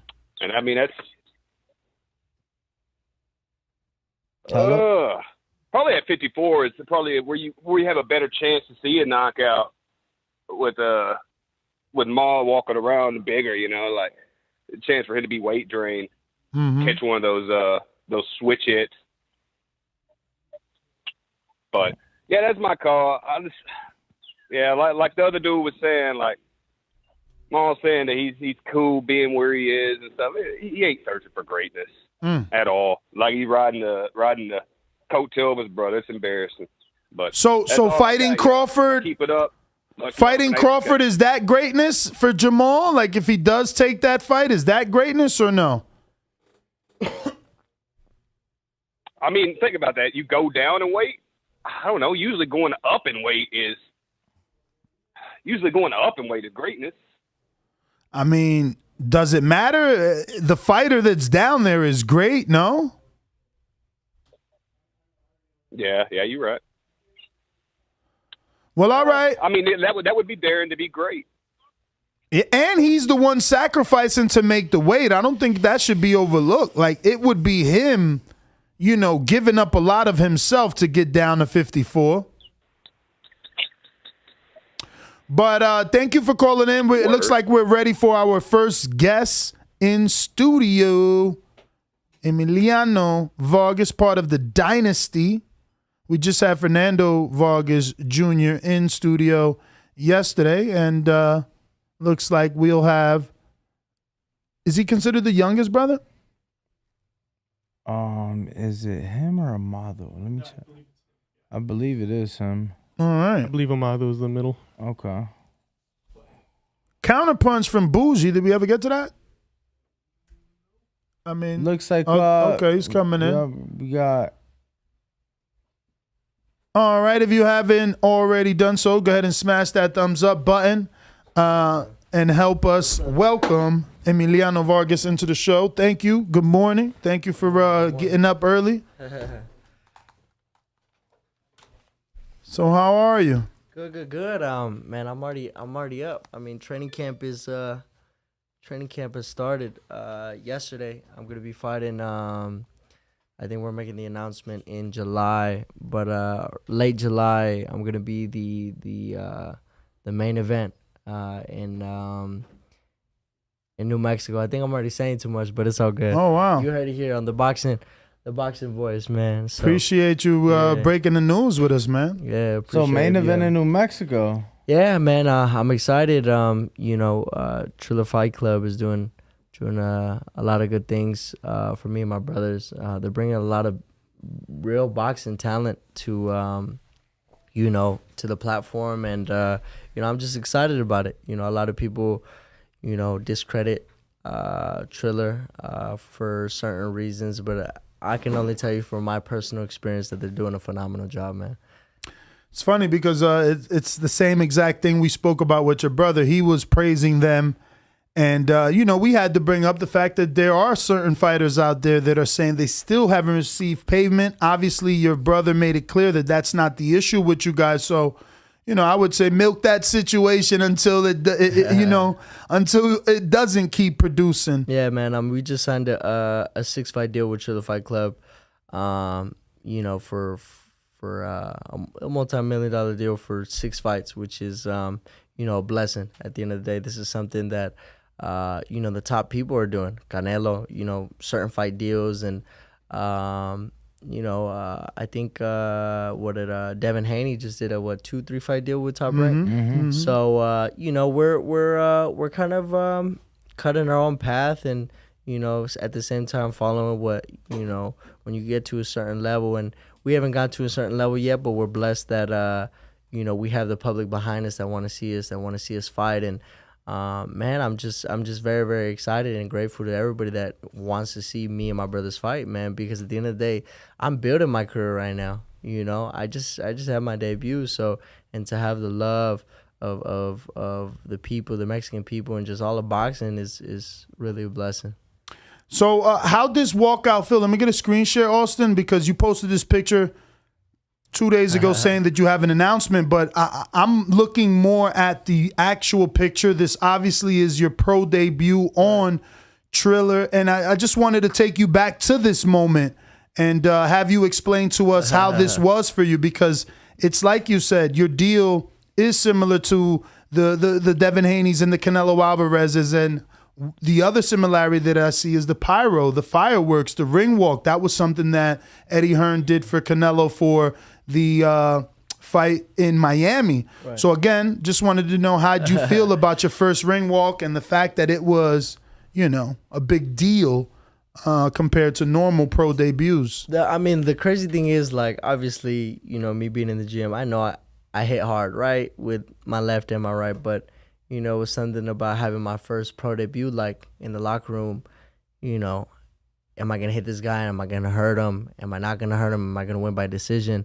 There's a lot of hype surrounded by my debut, which is a blessing, but at the same time, you want to look great, not okay. You know what I'm saying? At the end of the day, there's a lot of people that, see me and my brothers and are waiting for us to slip up, are waiting for, us to get caught. We could catch punches and people are, oh, and it's just like, but that comes with it, man. But at the same time, like, before coming out, my dad, all those thoughts were running through my head. My dad told me, you were made for this. You know what I'm saying? Before all the pyro and everything. And I kind of just embraced it, man. I kind of just embraced it. And, but I was really, really lasered in on just the ring. Like, the pyro was cool, like, everything. And I was just worried about knocking this guy out. But now that I look back on it, man, that was pretty badass walkout. I'm not going to lie. So... Well, speaking of badass, man, I think that, based off what we spoke with your brother and what he told us, you're a pretty phenomenal sibling to have. It is my understanding that you were offered multiple offers with multiple different promoters, but you kept, true to you and your family, and you sought out and found a package deal. So if you could just talk to us a little bit about, you wanting to be one for all and all for one versus, going and trying to be signed to ESPN and Top Rank alone, or DAZN alone, or PBC alone. I don't think there's no greater feeling than winning with family. That's just me personally. That night, especially having all three brothers, like, us put on performances, and Sean Porter was calling my fight, which was cool, and just a like, people think we fake the funk, though. That's the thing. Like, a lot of people fake things for camera, but at the same time, like, I'm really about my family, man, and everything I do is for my family. I wanted for us to win together. You know what I'm saying? I feel like, and not just win, but win on a platform that everybody could see. And I feel like, we had that leverage to do that, man. So, we have the best management in the game, man. I got Egis Klimas, which is Usyk and Lomachenko's manager, and also I'm co-managed by Jose de la Cruz, which is with Jorge Linares and with the Vargas dynasty. So very, very blessed, man. And who came first? Did Egis or Jose? Well, we were in talks with Jose, but it's just three Vargases. One Vargas is enough. You know what I'm saying? So they came together and obviously are guiding me in my career, me and my brother's career. Was it difficult to get your managers on board with, hey, you got to go shop me and my brothers around. I'm not accepting a just me deal. Well, what was their advice to you? Like, oh, listen, let's worry about you first. Once you pop off on ESPN, then you can open a door for your brother. Or were they on board with your plan from the beginning? Yeah, I mean, I didn't, and this is no discredit to Ryan Garcia or his brother. I didn't want, obviously one blowing up and then forgetting about the other one. You know what I'm saying? But you're right, because if you're not a hardcore, no one knows that he has a brother named Sean, right? Yeah, 100%. And not only that, I feel like, look, at the end of the day, if you're putting asses in seats the way Ryan Garcia does, I mean, I know he could say, hey, my brother's fighting on my undercard. If not, I'm not fighting. Mm-hmm. So I really believe that you in this sport, you need to stick to your guns and really believe what you believe. You know what I'm saying? Stand for what you believe. And I feel like know your worth, too. Yeah, 100%. I feel like, that's the thing, though, with this sport. There's a lot of, it's a crooked sport, but at the same time, you gotta take it for what it is. You gotta understand that and know that, man, at the end of the day, you're the fighter. Without you, the show doesn't go on. So, when did you learn that? Because, got about 11 years doing this, and at least 6 of those I've been turning blue here, trying to explain not only to the fans, but to certain fighters that you are the business. You are the boss. The promoter works for you. The manager works for you. Right. Like, you are the LLC. So when did you learn this? Because you're the youngest of the 3, correct? Yeah. I feel like, look, there's 3 types of people in this world. There's people who learn from their mistakes, other people's mistakes, and people who don't learn at all. I believe that, for a lot of things that happen in not just my dad's career, but friends of his, and, we're able to learn all that, especially in the beginning of my career. And I'm very, very blessed, like I said, to have the management that I have because, we're meticulously, planning my career, and not just my career, everything outside of boxing. So I feel like,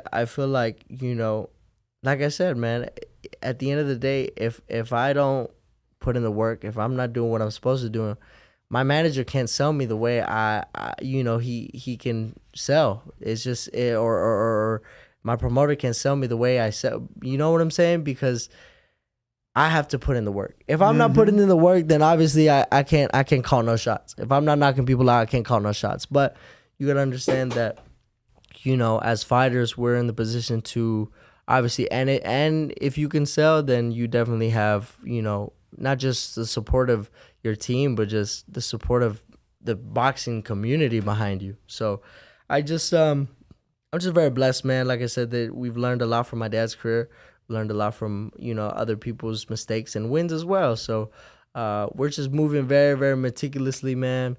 We're doing everything inside of boxing and outside of boxing. So I cannot have you here and not ask. There was a lot of rumors circulating about the sparring session between you and Shakur. Now, I don't want to know details as to what took place in the session, more about whether or not the rumor of to how that session came about is true. So legend has it that you were picking Oscar Valdez. Shakur got wind, DM'd you, you confirmed, so he invited you to spar to, I guess, show you. That was Amala. That was Amala. Oh, shit. Yeah, but I can tell you how I sparred him. All right, let's do it. So that story is true, though. Yeah. So Amala was picking Vargas, and he's like, oh, you picking him? Well, let's spar. Like, what did he say? What was said? No, I think the champ just took some offense to that. I feel like, it was like a quick video, like, us passing by, hey, Amala, who you got? I got Valdez, and just walked away. So, however you felt about that, I feel like, at the end of the day, he's a great fighter, but, it's a blessing. Like I said, man, we got the attention of some of the best in boxing. He's considered maybe on the pound for pound list. So definitely on the list. He has the attention of us on his radar. So that's cool, man. But me sparring him was a good experience too, man. I guess I show up to the gym, they just tell me to sparring. So this is at Capetillo's gym, and there's a lot of good work over there at Capetillo's gym. That's why I'm so blessed to live in Vegas, man, because you got champions rolling through here all the time. So I get there and, I'm getting my stuff ready and, I see Shakur. I was like, okay, cool. And I'm probably like 16 at the time. And one of my boys jumps in. I'm like, Dad, like, I would love to work with him. You know what I'm saying? Like, and I believe in this wholeheartedly. Even if I were to get my ass kicked by anybody, Lomachenko, like sparring Linares. I'm be sparring Linares for this camp, which is dope. Shout out my management. Even if I were to get my ass kicked, I'd still be learning. You know what I'm saying? So, my boy gets in the ring, and it's showing a lot of respect. Shakur's just teeing off and doing whatever he wants and walking him down, and you know what I'm saying? I told my dad right there, I said, I'm going to give him no respect. You know what I'm saying? He's a champion. He's, but at the same time, if I step in the ring with you, I'm not going to give you the respect like you're, I think he was already world champion at the time. I don't know. But either way, he had accolades behind him, man. When you sparred him? Yeah. I want to say that was because I was there for that. Oh yeah, I want to say that was in camp for the Joette fight when he. Okay. Yeah, if I remember correctly, that was either that was his first world title, right? Yeah, it was either in camp for the Joette fight or I don't even think it was after, but it could maybe it could have been, but I feel like it was definitely in camp for the Joette fight. Yeah. So you could say if I'm capping or not. All right, after I say all this, but I got in there and, he wasn't going to walk me down the way he was walking the other guy down. You know what I'm saying? I didn't give him no respect. And, man, it was a good sparring, man. I'm 16 years old at the time. Was world champion or was on the cusp. Yeah, being world champion. And look, at the end of the day, if there's one thing I could do is fight, man. You know what I'm saying? I was holding my own. And I wouldn't say obviously I blew this guy out of the water. He's an Olympian. He's he has accolades behind him. But I could definitely tell you that at 16 years old, sparring on the cusp of being a world champion in Shakur Stevenson, I held my own. So, like I said, man, if there's one thing we could do is fight. And I feel like my dad being in there and showing us and being there, kind of like really, really gives us that leap of knowledge, of boxing knowledge, because he's been everywhere I want to go. He's been. So I'm really, really grateful for that. I'm grateful for that sparring as well, man, because definitely made me grow as a fighter. I think I won my last national championship sparring him. I was in that camp, so which was cool. So the time that your brother sparred him, which was this year, right? Yeah. Were you there? I think once or twice, I think. But they were sparring, like I said, for the whole camp, for Valdez. So it wasn't just once. They sparred throughout the camp? Yeah, throughout the camp. Which was good, man. I mean, look, my brother at the end of the day, he had no amateur experience.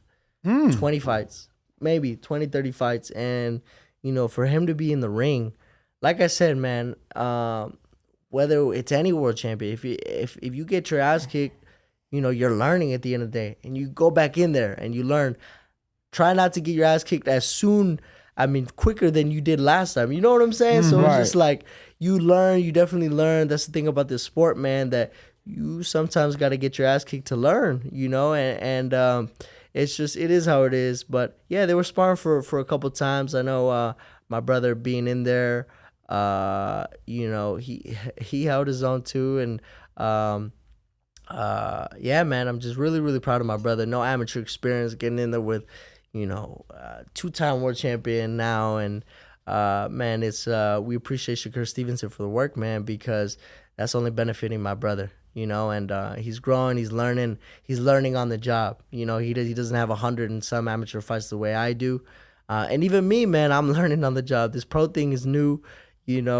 Learning just little tricks in here and there, just not get cut and not get hit in the back of the head, and because boxing is a very dirty sport, man, and there's a lot of fighters that it didn't go so well for them, and they're handicapped now, man. It's just or they have a speech impediment, or it's just memory loss, or there's no reward without risk at the end of the day. So whether it's for the belts, whether it's for the glory, whatever it is, if you want to be great in something, I know there's a lot of work and time you guys put in as well to put this together, and it's a lot of sacrifice too. It's definitely a lot of sacrifice. Sacrifice sleep. You're here early. Sacrifice a lot of things. Time. Absolutely. So, that's just that's how it is, man. So I was searching, and your fight's not on YouTube, right? No, it's on. They're very good with that. That's crazy. Yeah. Usually every fight's on YouTube. It's on Fight TV if you want to check it out. Definitely rewatched it, man. Ring entrance was crazy. Sean Porter was calling my fight, which was a blessing, man, for him to be, watching and commentating on my fight, that's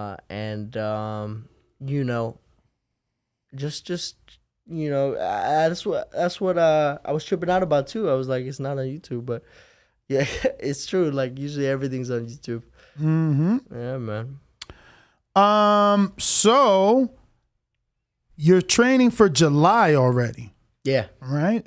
And is it beginning of the month? Do you know? No, you said end of the month. Late July. Okay. Late July. So, we're always in shape, man. I'm like 5 pounds away from weight. So I fight at 135. I weighed in 133.5. I can make it 130 definitely for a title or something. So we'll see. But for now, I'm gonna fight at 135. I'm still growing. I just turned 18. I just graduated too. So I'm still a kid, man. You know what I'm saying? Yeah, So, definitely. Yeah. So it's a 6-fight deal with Triller. Do you know how many years that is, or because I know it's the beginning of your career? They could literally put all those 6 in 1 year. Some people do that. By the end of the year, I'll be 4-0. Okay. By the end of the year, I'll be 4-0. So probably by this time next year. You know what I'm saying? But we're just trying to stay busy. Triller Fight Club has been good to me and my family, man, and we're the only fighters signed to Triller Fight Club, which is cool, because they have a lot of talent rolling through there, man, which is crazy. They're adding real fighters. I can't say who yet, but which is a blessing to have around for these next 6 fights. And well, there's heavy rumors that Andy might be headed back that way, and he was initially supposed to have a fight on Triller.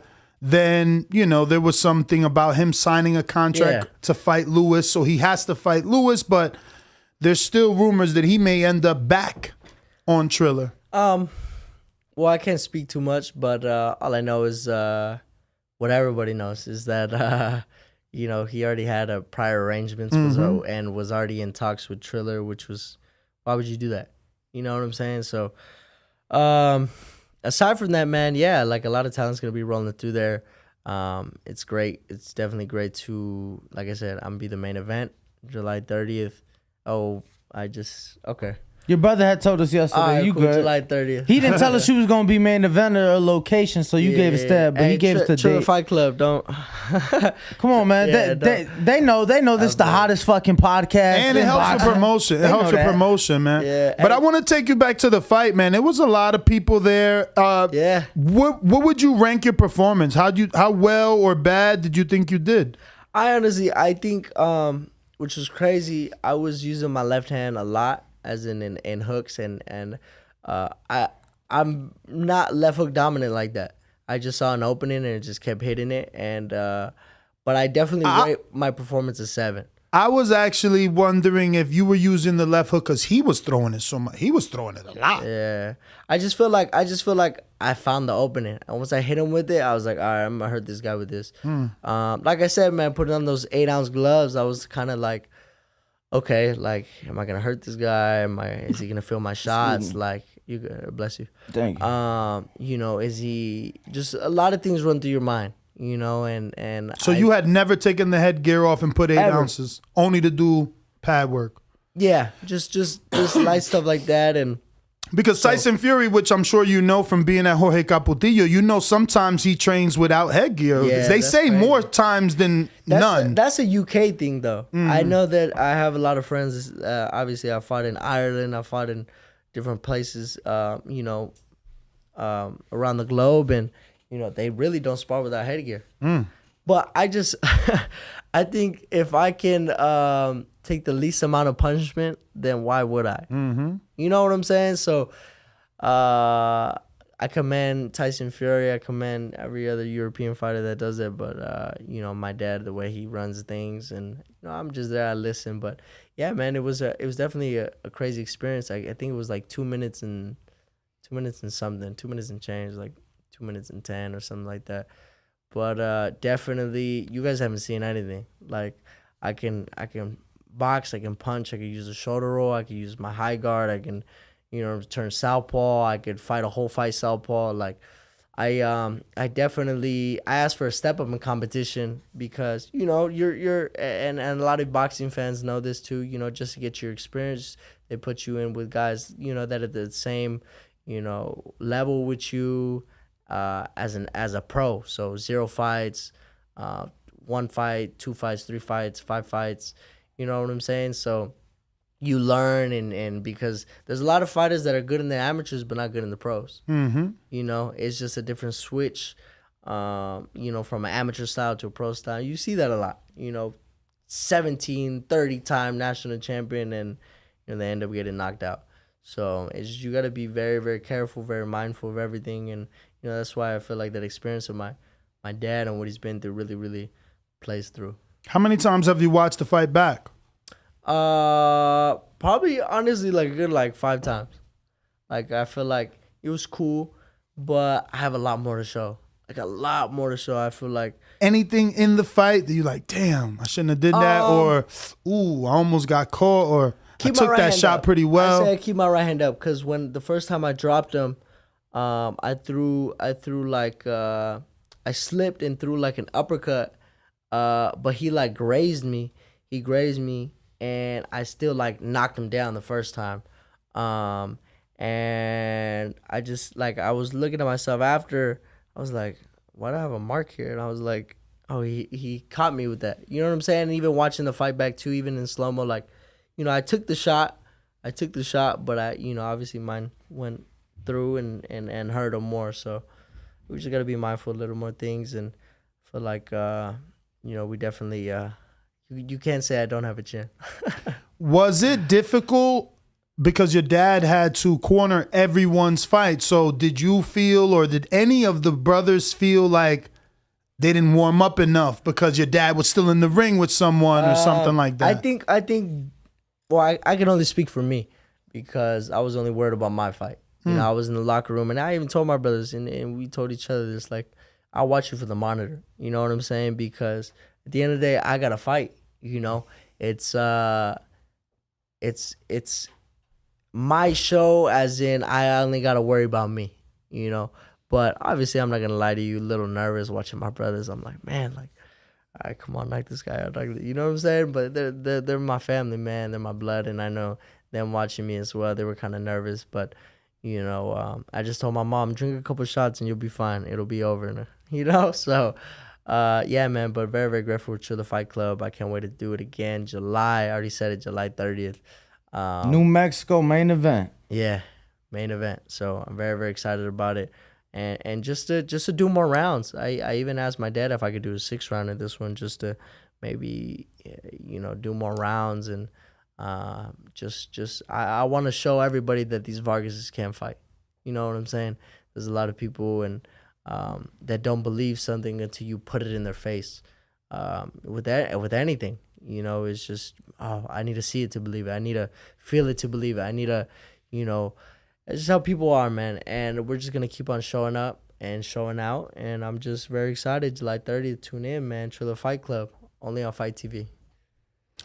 So you said that you could fight a whole fight in southpaw. Which do you prefer? I mean, it's all about making adjustments. I feel, I'm able to see. I'll turn southpaw for good combo, 2 combos, and see if this guy can't fight a southpaw. You know what I'm saying? So it's just I make adjustments. I kind of make my assessments of things, and we go from there.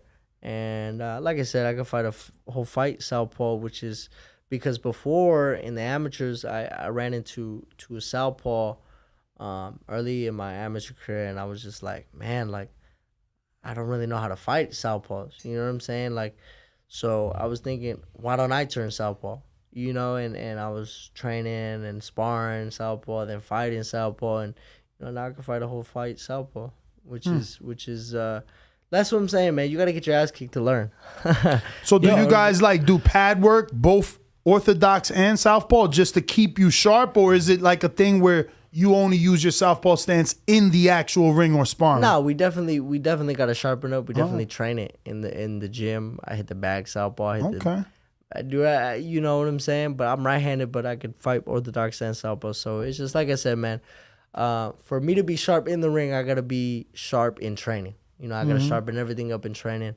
So we're definitely gonna be doing that. I gotta ask you, at such a young age, have you found it difficult? Because your brother, obviously, Junior, he, let it be known, everybody was coming for you. As far as the promoters, as far as, these deals that were being presented, they were seeking you. And I asked him, I was like, if the right deal comes across the table for him and he chooses to take it without you guys, and before I could even finish, he said that he'd be perfectly okay with that. But is that pressure on you because you are the youngest and, obviously the most seeked out? I mean, my management is doing a phenomenal job. They're also being mindful of my career as well. They will never, obviously, and I've told this to my brothers as well, if you're, bullshitting, if you're not doing what you're supposed to do, then obviously I would think of ways, and my management as well, to go on my own, because obviously if you're not taking this serious, you can get really hurt, man. You can get extremely hurt. And you've seen it time and time again, but my brothers are doing a great job, and you got to carry your own weight, and I truly believe that they're doing. Like I said, man, my brothers are holding their own. Little amateur experience sparring top guys. My brother Junior sparring Kell Brook, Ugas, Porter, Amado Shakur, Shakur, Robeson Ramirez. There's just a bunch of Olympians, a bunch of Duke Reagan, just top names, man, and we're able to hold our own in there. So I'm just grateful to God for everything that he's doing, man, because my management is doing a great job with this too. It's just we're building a lot of things outside of boxing so that we box for fun, for the fun of it. There's a lot of fighters that just box for the paper or just box for, just to get here or do this or, but at the end of the day, my management is making sure that we're taken care of outside of boxing to where, like a Ryan Garcia, we're making $6-7 million outside of the ring, on just deals and endorsements. So then you really box for fun. You know what I'm saying? When you don't got to worry about, your family or this or that, or, maybe you have a kid, then you really can zone in and focus on the sport. So just saw you guys got the Vargas Dynasty coconut water. Yeah, man. How exciting is that for you to, obviously such a young age, get started with something? So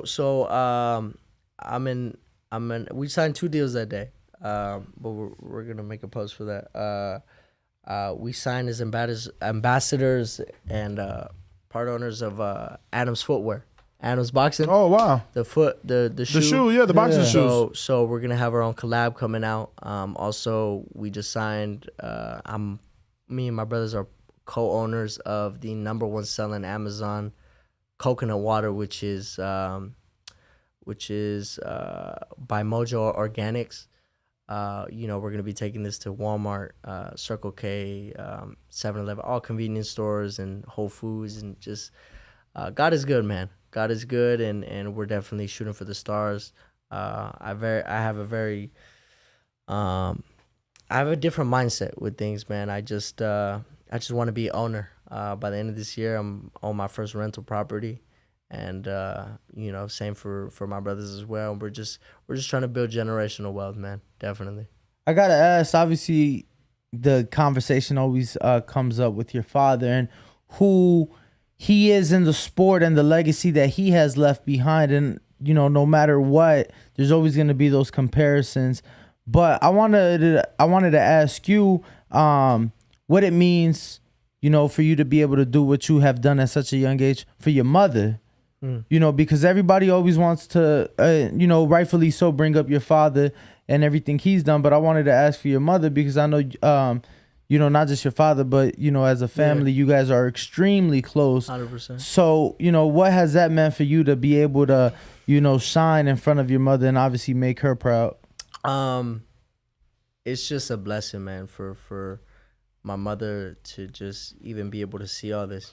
There's a lot of people, tomorrow's never promised. I'm very, very grateful that, we're able to, bless my mother, bless my family, because we're in a great position. My mom, she still shops at Ross. You know what I'm saying? She gets deals and she's taken care of, man. But she's a great woman. We wouldn't be here if it wasn't for her. She runs the books.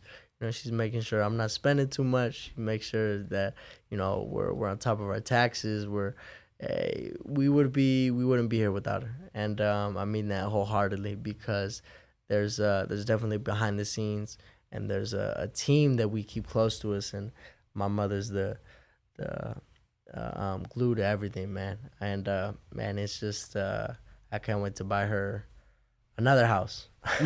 You know what I'm saying? So if her and my dad are fighting, they could go to each house. So you know what I'm saying? I feel sure. that. I feel that. Get her a little vacation house, man. Yeah, man. So. It's crazy to me because obviously a lot of sacrifice comes with this sport, and your mother had to make a lot of that sacrifice with your father. Yep. But now I feel like it's almost 3 times because she's making it for you guys. How has it been just as a family adjusting? Because for a while there was like, all right, your father's retired, and now we get to live somewhat of a normal life. And now you guys are in the same sport that your father was in. So how has that adjustment been for the family? I feel like we've never gone away from boxing. We've never stepped away from boxing. I feel like, being Mexican too, man, boxing's all around us. It's just in our roots, and you got carne asadas on fight nights and this and that, and your tios are arguing drunk about whose fighter's better, and it's just, we couldn't run away from it if we could. Mm-hmm. My dad being who he is, and my teachers going down roll call, and Vargas, it's just, my dad got me out of a couple assignments, but it's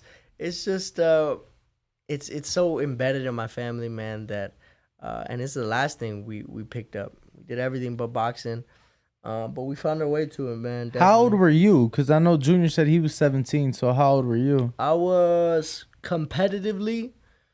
I started competitively fighting as an amateur at 10 years old. It's probably like 9, something like that. But that you actually, I feel like, get to have a full experience then, because you hear most of these fighters about that age, 8 years old, 10 years old. So do you feel that in that aspect that maybe you have an advantage because obviously more you got to get more of an amateur experience. You got to actually go out there and have those trials and tribulations and have those failures to learn from. So do you feel that you have an advantage over your brothers in that sense? I feel like experience is experience. Whether you learn it in the pros or whether you learn it in sparring, whether you learn it, sparring these world champions, man, they'll definitely teach you something. So I definitely do feel, and I can speak from my own experience, I don't like comparing this, that, or whatever the case may be, because my brothers, they're on their own path. You know, they're not trying to follow my path. They're not trying to. I'm not trying to follow their path, but I do admire them, and I would hope they admire me as well. So we definitely were pushing each other, but I do believe that for me and myself, that my amateur career did pay dividends, because I've fought in overseas, and I'm fighting on enemy territory, and I'm fighting, you know, when stakes are high. You know, you know, if you're 1 ounce overweight as an amateur, you got to make the weight every single day. If you're 1 ounce overweight, you could make it to finals and you get disqualified. So it definitely teaches you discipline, even from the beginning. Definitely teaches you that you even as a kid, I remember being younger, 10, 11 years old, and, you know, I had friends that, this is probably still like elementary school, you know, having friends that, hey, let's go to the park, let's do this. And even since age of 10, 11 years old, I got to go to the gym.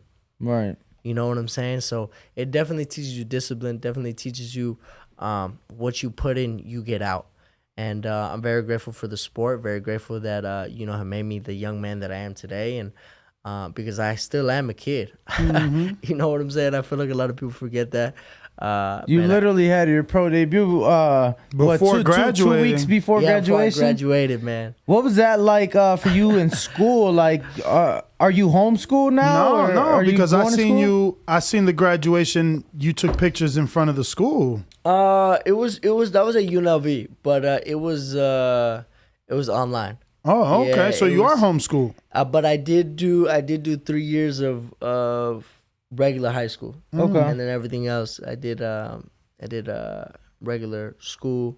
But definitely, you know, I want to give a shout out to my girl. You know, you deserve 2 diplomas. Because, you know, I couldn't do it by myself, man. It's a lot. And you know, I was taking, you know, advanced courses and everything like that, and so, you know, smart a little bit, you know what I'm saying? But definitely for my debut, I was like, hey, I need to focus, you know what I'm saying? I need to do my thing. And but I will be picking up a couple college courses, business management, public speaking. I just want to better myself, man. At the end of the day, I feel like we should never be done just bettering ourselves at the end of the day, whether it's financially, whether it's literacy, it's whatever the case may be. You just want to be the best version of you could be. So what is your biggest goal right now outside of boxing? For this year, I definitely want to own my first rental property. Definitely. I just finished one of my accomplishment goals for the year is being an owner of something, you know, and it's definitely the Adams Footwear and the Vargas Dynasty Coconut Water. So we will be changing the name, and I think the logo is still the same, but it will definitely be in Walmart, Whole Foods, everywhere. You'll see us everywhere. Whether you like me, whether you don't like me, you'll see the brand. There you go. Well, I got a few questions from the people, so let me pull this up. So outside of boxing, do you and your brothers have a relationship like to where you guys can go hang out and boxing not come up? Because I was telling him, I'm like, it seems like everywhere you guys go, you guys are either throwing pads or shadow boxing or something. So are you guys able to have a relationship where boxing is not a part of it? Yeah, definitely, man. I can joke and play around with my brother. We have a beautiful relationship, man. You know, doesn't mean that we're gonna have the best relationship all the time, but for the 99.9% of the time, you know, we love each other to death, man. I could fight with these guys, but you know, a day, 2 days later, we'll be fine, man. So, hey, bro, you wanna go get sushi? I'm like, all right, let's go. You know what I'm saying? So it's just we definitely love to eat. We definitely 18 eating sushi already. Okay. Yeah, but bro, I think I'm more Asian than anything. I love Thai food. I love, you know, Korean barbecue. I love sushi. But that's the thing. We all love to eat as a family. I feel like you know, we do everything together, man. But definitely we may not agree all the time, but we do love each other, man. Real talk. I got Bougie from Broward who says, "What's up, champ? Thanks for pulling up on us. Correct me if I'm wrong, but I believe either you or your brothers got work with Shakur. How was that? And your thoughts after the work? Well, obviously you answered this. So I just wanted to give him a shout out. We got New York book. You wanted to add something? No, yeah, I appreciate you showing love. But went over that earlier. Man, great work, great champion, and hopefully we spar again, man. If I get my ass kicked, if I don't get my ass kicked, I'd love to get in the ring, man. New York Bullet in New York says, "What's up, champ? Which fighter do you see being the biggest money fight for you in the future? Blessings." Man, I honestly think it depends on my body, man. I think, look, I don't think the people at 135 are going to stay at 135. I go to 140, but let's just see where my body takes me, man. I feel like, I want to fight people, but I know my dad is going to want to hold me back a little bit, but my management, whatever. I really do feel, I think, man, a Ryan Garcia, I think any big name, man. I think with the right experience, I feel like, maybe a Tank, a Shakur. I want to fight the best, man. I definitely do want to fight the best.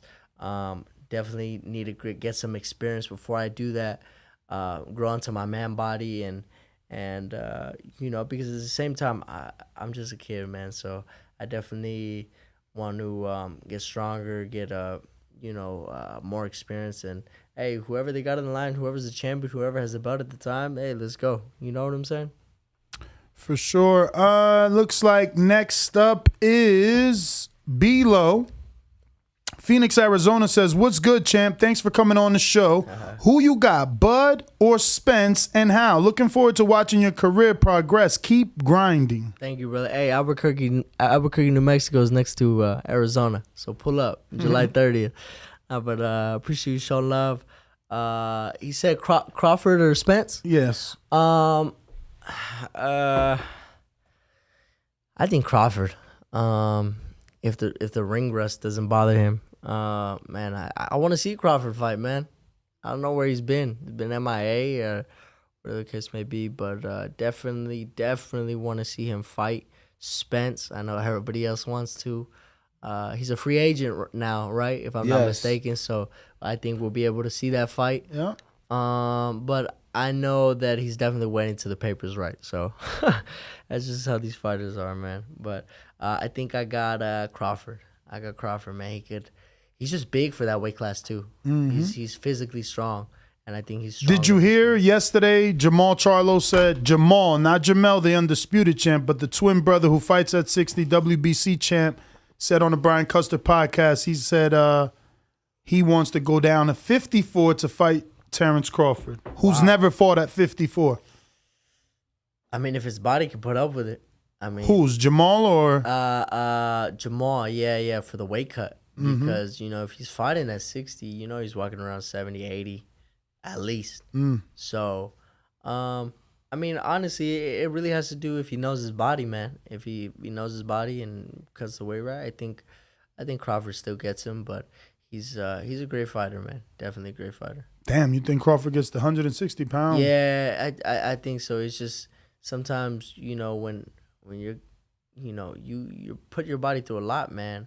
And, so what if it wasn't at 54? What if Crawford said, for that very reason, no, I don't want them to say that I weight drained you. Let's do it for 160 for your belt. Hey, you got to commend Crawford for that, man, because, that's going up to his weight class, you know what I'm saying, and taking his belt. That's why I really commend Devin Haney, man, because, he went in there, agreed to all terms, you know what I'm saying, and took his belts, and, you really got to commend that, man. Really, really got to commend that. So shout out Devin Haney.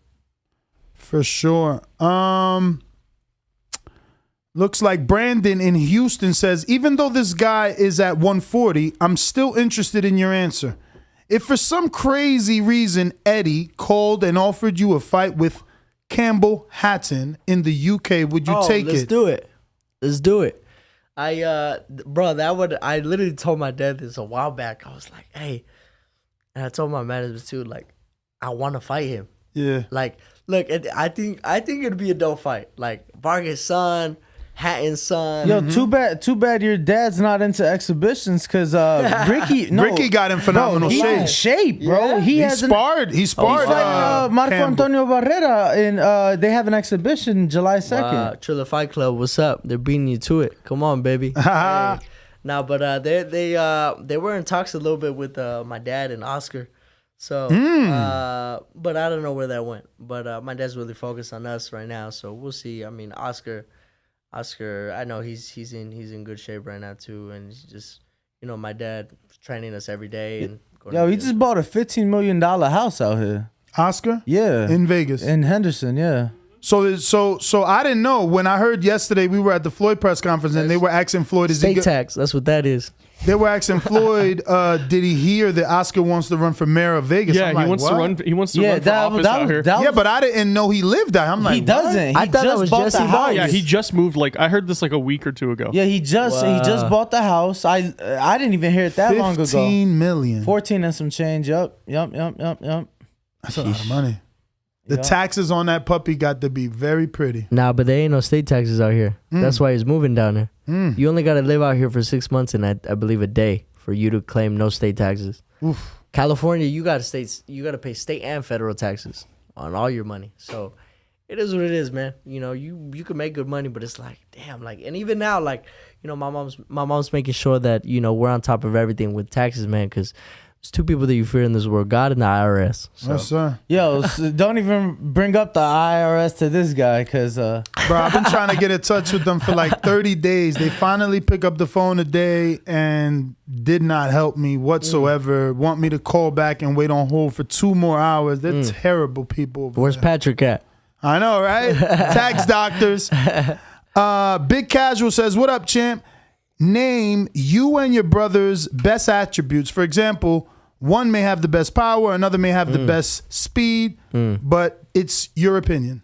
I think Junior, he naturally hits hard. I think Amado, I'll rephrase that. Amado hits hard. He has God-given ability. He really doesn't do strength training the way I do, because obviously I'm still a kid, but he naturally hits hard. Junior has natural athleticism. He could drop the sport for 2-3 years, come back like he never left. I feel like I'm just versatile, man. I could, any position that I'm in, I feel like I could really, be comfortable in it. Whether the guys just put in crazy pressure, or guys awkward, or guys southpaw, or guys, I just feel like I can, really figure a guy, especially now in the pros where I have time to just, evaluate things. And, some people are front runners. Some people are, you got to take advantage of them in the beginning stages because, they turn up like later up in the fight. So it's just a lot of things I'm able to see and feel. And I really, for me, I think also too my head movement. I feel like I really pride myself on my head movement, not getting hit. Yeah, man, y'all see it. Y'all are gonna see it in these next coming fights. I promise you. I just more rounds, more time, and you guys will see it. I got Keem in Florida, and Deltona says, "What's up, champ?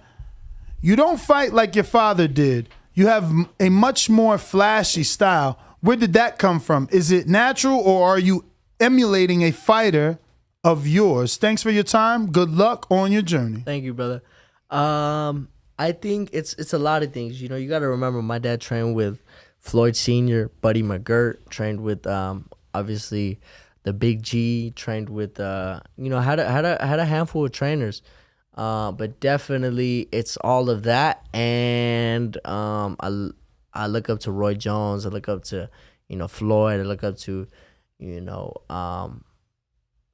Sugar Ray Leonard, just a lot of great fighters. I just want to put everything in a box and just, shake it together and see what we come out with, man. I just definitely want to show people that, I can fight.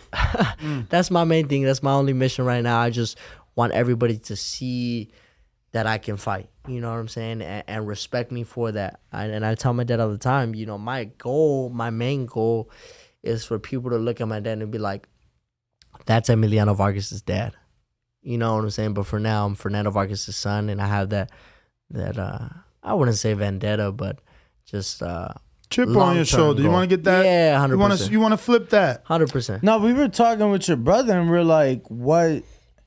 You know, what fighter? He has it worse. What junior? Yeah, I mean, know what I'm saying? but that's what we're saying. Like, what junior, what son of a legend has surpassed their father? And the only one we Yeah, can he's think got of a lot of pressure. He said that is because Floyd. Yeah. Floyd's the only dude to do that. Well, but you got to remember, I mean, the one that was really doing it was his uncle. Roger, Really you mean the established. training? Yeah, no, I'm saying as a fighter. Fighter, Was okay. very established. You know, fighting Chavez and fighting, was world champion, and so you got to remember that, kind of Floyd really paved his own way. He kind of had that boxing family thing going on. No, absolutely. So, yeah. so definitely, and I tell my brother too, you got to fight the way you fight. There's a lot of fighters that, definitely want to see, they want to see blood and this and that, and Mexican style isn't, I hit you, you hit me. You know what I'm saying? Mexican style, and even Canelo shows it, man. I'll hit you 4, 5, 6 times. You're not gonna hit me once. So and fans got to remember that, we got families that we got to go home to at the end of the day. If I can hit you 6, 7 times and you won't hit me once, why would I let you hit me? There's no rule in the boxing game that, all right, I hit you, you gotta hit me. There's no rule like that, man. So we just definitely, like I said, we try to take everything that we've learned and my dad's learned, and even the fighters we emulate. My brother Amado really looks up to Charlo. Amado, and you can see it in his fighting style. Amado likes throwing blows, and same Charlo. Which Charlo, Mel or Maul? I think the one at 160. Okay, is Jamal. Jermall. Mhm. Yeah. So either or, honestly, they pretty much have the same fighting style, which is dope. But Amado really looks up to him. I know, like I said, man, there's just a lot of fighters that I like to emulate. Just the whole Benavidez, the Canelo, Floyd. It just goes back, man. I would just try to put everything together and definitely emulate it. All right, looks like I got the best dad ever in Baltimore. This says, shout out to you and your brothers keeping the family name pushing. Got the little flex emoji, and he says, all the way from Baltimore, keep grinding. Tank versus Devin, who you got? Oh man, sheesh. I think the only way Devin is winning that is if he's boxing. He's a beautiful jab. I would like to see him with the southpaw. I don't think I've seen him fight too many southpaws. Has he? Or I don't know. Devin? Yeah. JoJo, Olympian. Oh, okay. Yeah. I was actually at that fight, which is cool. I definitely do think that he can box. He can outbox him for 12.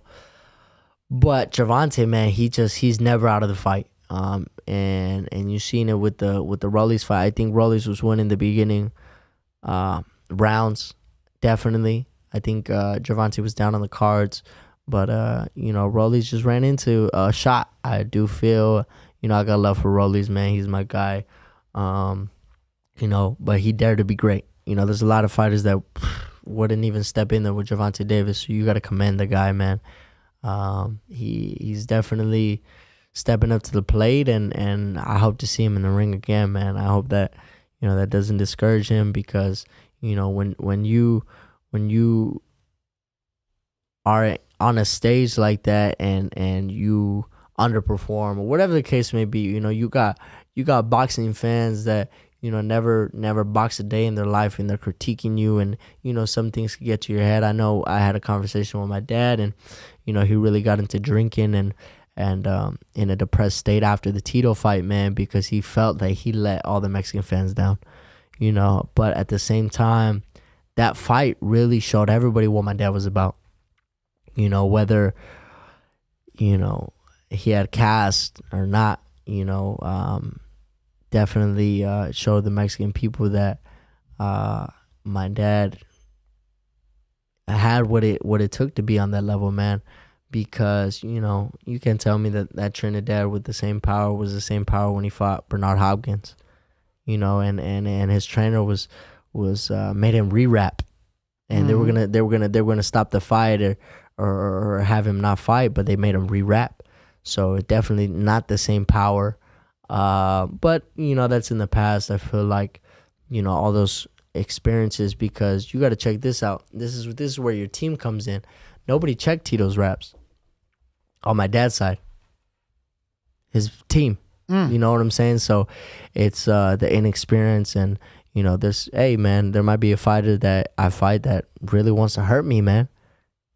Put something in his raps or whatever the case may be, and you know, I'm definitely gonna make sure that in any fight that, you know, they're checking raps or they're checking. So you think in 2022 someone can still do the Margarito? I look, man, I wouldn't be surprised. You know, if they're still smuggling drugs and finding new ways to smuggle drugs, let me tell you something. And they're still at their peak, you know, in Colombia. And bro, Chapo is in jail, and nothing's changed. Nothing has changed. You know, we got security cameras, we got thermal sensors, we got everything, and people are still smuggling drugs. So it's just like, I wouldn't be surprised. I really wouldn't be surprised. It is what it is, man. I just hope that any fighter that I do fights me on an even playing field. And if you beat me, you beat me. You know, I'm not gonna say he has cast in his hands, or he has, you know. If I do feel he beat me, he beat me. But if I feel a superhuman fucking strength coming out of this guy that I've never ever felt before, and obviously, like. What, you know, I wouldn't publicly say it, but I definitely would. Somebody gotta check that guy's raps. You know what I'm saying? So when in your career do you believe you will start asking for VADA testing? I think when we're fighting for a championship level. Okay. I really do. I feel like like I said, my management. I know my dad's gonna be on top of everything. I definitely. But you know you're a Vargas, so you already got a target on your back. You don't think that even on this level, someone could be cheating you? No, definitely. My dad's still checking raps now. What I'm saying, VADA and everything like that. I feel like I said, even if you are on whatever the case may be, you know, I'm smarter than you. You know, you're not gonna hit me. You're not gonna, you know, try to do this or that. You could be on any type of steroids or any type of, you know, performance enhancer, but at the same time, you know, boxing skills show through. So yeah, man, I like I said, I'm in the ring with definitely a high caliber of champions and Olympians, and I feel like, hey, if that's my competition and if that's where I'm regularly sparring, I feel like nobody at this level, you know, in the beginning stages could mess with me. I really do believe that, because one, I believe in the work I put in. I believe in, obviously, God and my God-given ability and my team. So I just, you know, we prepare ourselves in the best way possible. I push my limits. I feel like the fight's the easy part. You know, the training is the part that sucks. Today I got to hit 3 workouts, you know, strength training, cardio and boxing training every day for the next 6-7 weeks. So cardio is just simply running, or are you doing more than that? So we do 1 day long distance, 1 day high intensity training. So just shorter duration, but you know, definitely for the weight is the long distance, and just for your lungs, for you to be running for an hour at a high pace, you know, it's just, it definitely gets your lungs burning, definitely gets you ready for, you know, those longer rounds where this guy's just on you and he's just pushing you, and you know, we prepare for the worst, definitely. Last one coming in from Plainview, Texas. Joseph Rodriguez says, hear me out. De La Hoya versus Vargas 2 with you versus Ryan on the card. That's big money. Triller can make it happen. Also, any memories of the great Jenny Rivera? Yeah,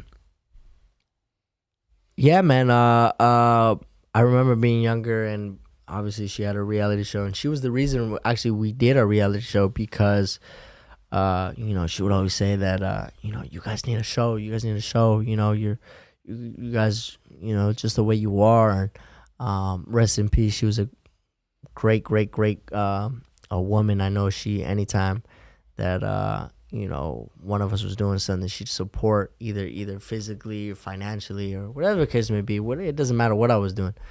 But definitely rest in peace. She was a awesome woman, awesome, just legend. Definitely. I don't think she's never gonna die. I didn't know she was close to the family. Yeah, man. So we kind of felt that when that happened, and was it just her or Lupillo as well?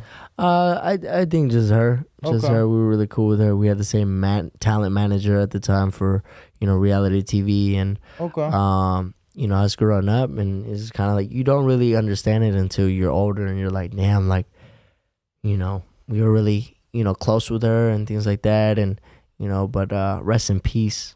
Definitely rest in peace. And what was the second part? What was the first part? I'm sorry. Okay, so the first part was you on the undercard versus Ryan and your father versus Oscar. Hey man, let me just say this. Hey, even if it's not Oscar, I feel like Tito Ortiz was talking a little shit too. On the gram, whatever the case may be. So about who? About your pops? I think so. Either him or Junior. So hey, Triller Fight Club, let's get it done, man. I think it'll be good, man. Whether it's Oscar, whether it's he can spar with my dad out here, and then we'll see how it goes. You know what I'm saying? He just moved out here, so yeah, man. Appreciate the love. All right. I think that actually I skipped one by mistake from James Valdez in San Antonio, Texas. He says, aside from boxing, what else are you passionate about? And that's truly the last one. That's an awesome question. I feel like honestly, what I'm really, really passionate about is I'm obsessed with being an entrepreneur. I'm obsessed with taking care of my family. I'm obsessed with growing generational wealth. I feel like, I'm always thinking ways of, how to be bigger than boxing, as in, that's just not the only thing I do. You know what I'm saying? I feel like boxing is my launch pad. I have a mentor of mine. His name is Michael Cyprian. I look up to him so much. He feeds 33 million people a year. 33 million people a year. And is, like I said, a billionaire, and, that's my mentor, man. He definitely has me getting more involved in my community. Definitely God blesses so that way you could bless other people. And I wholeheartedly believe that, especially during this time, man. I really don't know how people are getting by with inflation and this and that. So we try to help out the most we can do. Definitely very, very passionate about other people, man. I feel like I'm doing everything, not just for me, but for other people. I want to be able to be in the position to feed 33 million people. His goal is to get to 100 million people by the end of this year. So it's just... Well, if you're talking to him, maybe you need to set up a meeting with him and Floyd. Yesterday we was at Floyd's press conference, and he said he's building centers for the homeless and to feed the needy in Vegas, Chicago, LA, New York, and other cities across the country. Wow. Hey, yeah, shout out to Floyd, man. He just got inducted. My dad's getting inducted this year. In August here in Nevada? I believe so. Nice. Yeah, we'll be there. Yeah, man. So it's just like I said, my dad's legacy, is his legacy. I know he'll live forever. Whether it's in boxing, and I'll definitely make sure of that as well. I feel like I have that on my hands to make this Vargas name last forever. Because let's just say 100 years down the line, I want to be known 200, 300, 400 years down the line. The same thing goes for, my dad as well. I feel like, and I tell my dad this, if I were to have kids, each one of them, their middle name would be Fernando, just so that way, they know and they recognize that it started with my dad. And he did it by himself, man. There was nobody that helped him out. I have all the support in the world. All the support in the world, from my beautiful mother to, my father to, like I said, mentors the way I do.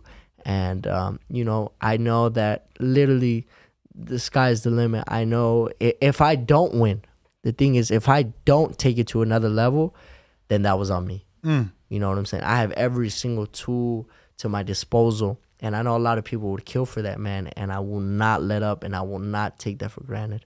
So I know that down the road when, my kids have kids, they'll definitely thank, my dad and, definitely thank, me and my brothers for what we put together for them, man. I do believe that. Last screen share on the way out. If you, this is Emiliano. Who you sparring here, bro?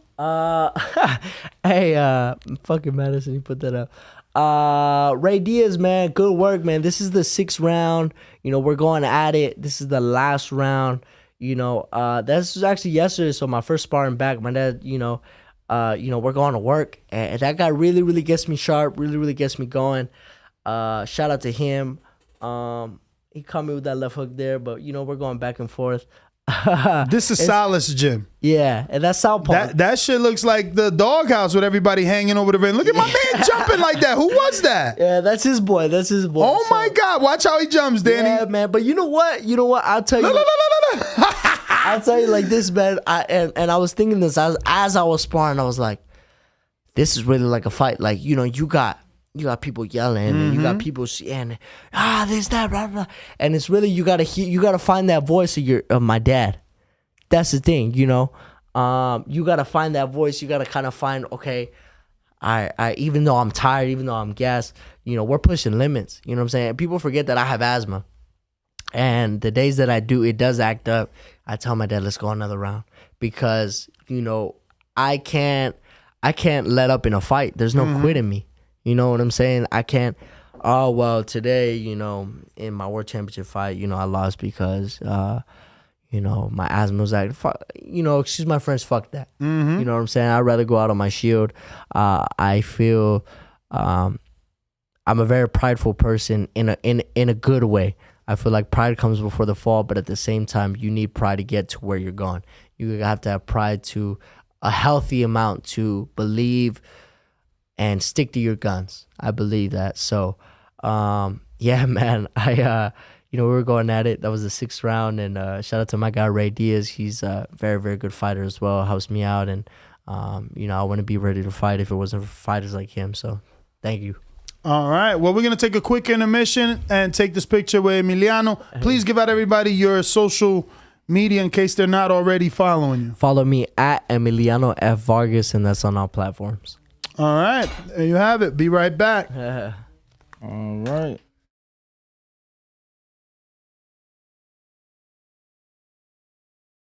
You think darkness is your ally? You merely adopted the dark. I was born in it. Because when he has been in the bright lights and enjoying his time, having fun and lapping it up, no problem. You're the big celebrity. You're in the bright lights. I've been in the dark. In the trenches, in the gym. TheBoxingVoice.com.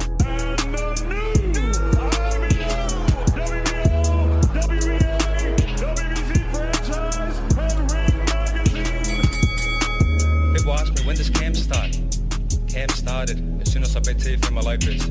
As soon as I batted him and took all his belts, camp started the next day. What a right hand from George Kambosos, and the takeover went down! He's a good villain, though. He's a good villain. Could have fought anybody. Lomachenko, Devin Haney. Unfortunately, Lomachenko's not available. Beautiful. Devin Haney, step up. Now we'll take your belt.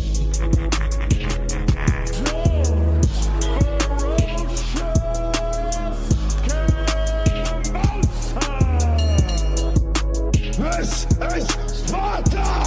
SDS Promotions. But he says he'll finish his fight as a king. What's a king to an emperor? You are now locked into the Boxing Voice live from Las Vegas with Nesta Gibbs and Ringwalk Danny. Let's start with this. I'm a creative genius. SDS. And now, the most dangerous producer on YouTube, Brandon in Houston. Brandon in Houston. SDS Promotions.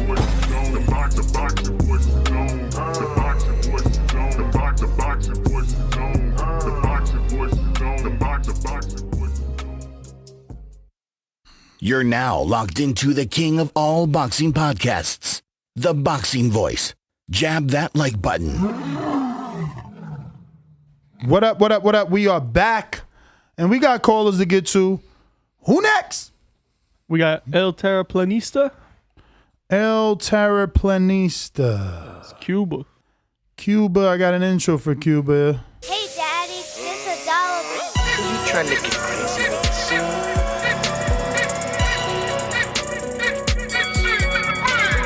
What do you think should be next attack? Whoever you want. Shit, me. Come on.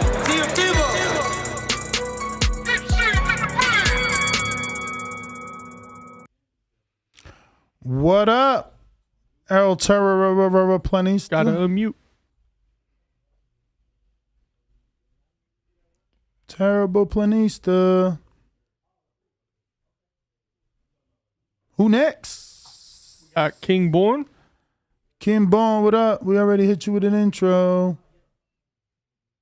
King Born, what up? King Born, what up? Yo, what up, yo? Yo, you hear me, right? We hear you, right? Yo, fucking heated right now, man. I got a bullshit ticket in South Carolina, man. Got level 2 inspection. Fuck that, man. Snap out of Candyland. Snap out of Candyland, kids. Everybody listening, man. What's the fuck going on with Crawford right now? You heard? Listen, trying to make history as the first man to get 3 undisputed. That's why he won Charlo. You know what I mean? After he beat Errol, he gonna have 2 undisputeds, 140, 147, and that's why he won Charlo behind, so he could make history. Nobody never did that. So that's the end game right there. That's the master plan right now. You heard? Peace. Fucking heated, man. Peace. $10 Cash App from Sony that says, bring back boxing bars. Looks like we got a $5 super chat from Big Super Mix that says, has Triller tried to get your dad in an exhibition or anything? Anybody up for De La Hoya versus Vargas? 20 years later, sign me up. Is Bougie from Broward there? We owe him a counterpunch. I don't see them in here, but we do have Terraplanista back. Terraplanista. Yo, what's up, Ness? What's up, man? Yo, bro, no one believes on your Puerto Rican bonds, bro. I can't get no decent odds on Abraham Nova. No one wants. They don't want no play action. They think Robes is gonna win easy. I mean, I don't know, bro. Bro, why are Puerto Ricans so bad, man? Like, I was watching the Edgar Berlanga fight last Saturday, bro. That was just like a bomb fest. There wasn't a single Puerto Rican fighter there that was any good. Why do you only call in to attack nationalities and races? Why don't you talk boxing?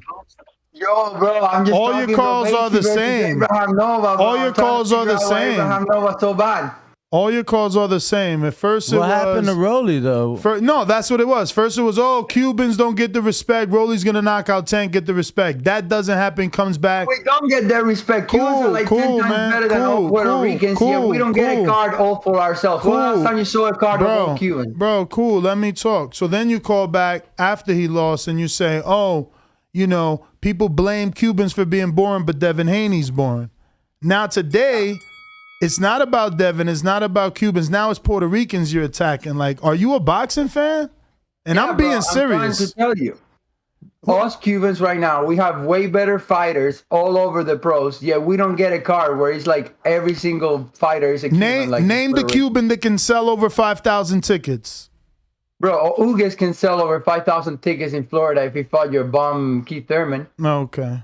If he fought Keith Thurman, who lives in Florida, he can sell. He lives in Florida too, but you'll see people will be rooting for Ugas and not Thurman. I'm just saying, man. Do better, bro. Do better. You've been calling in for mad years. Do better.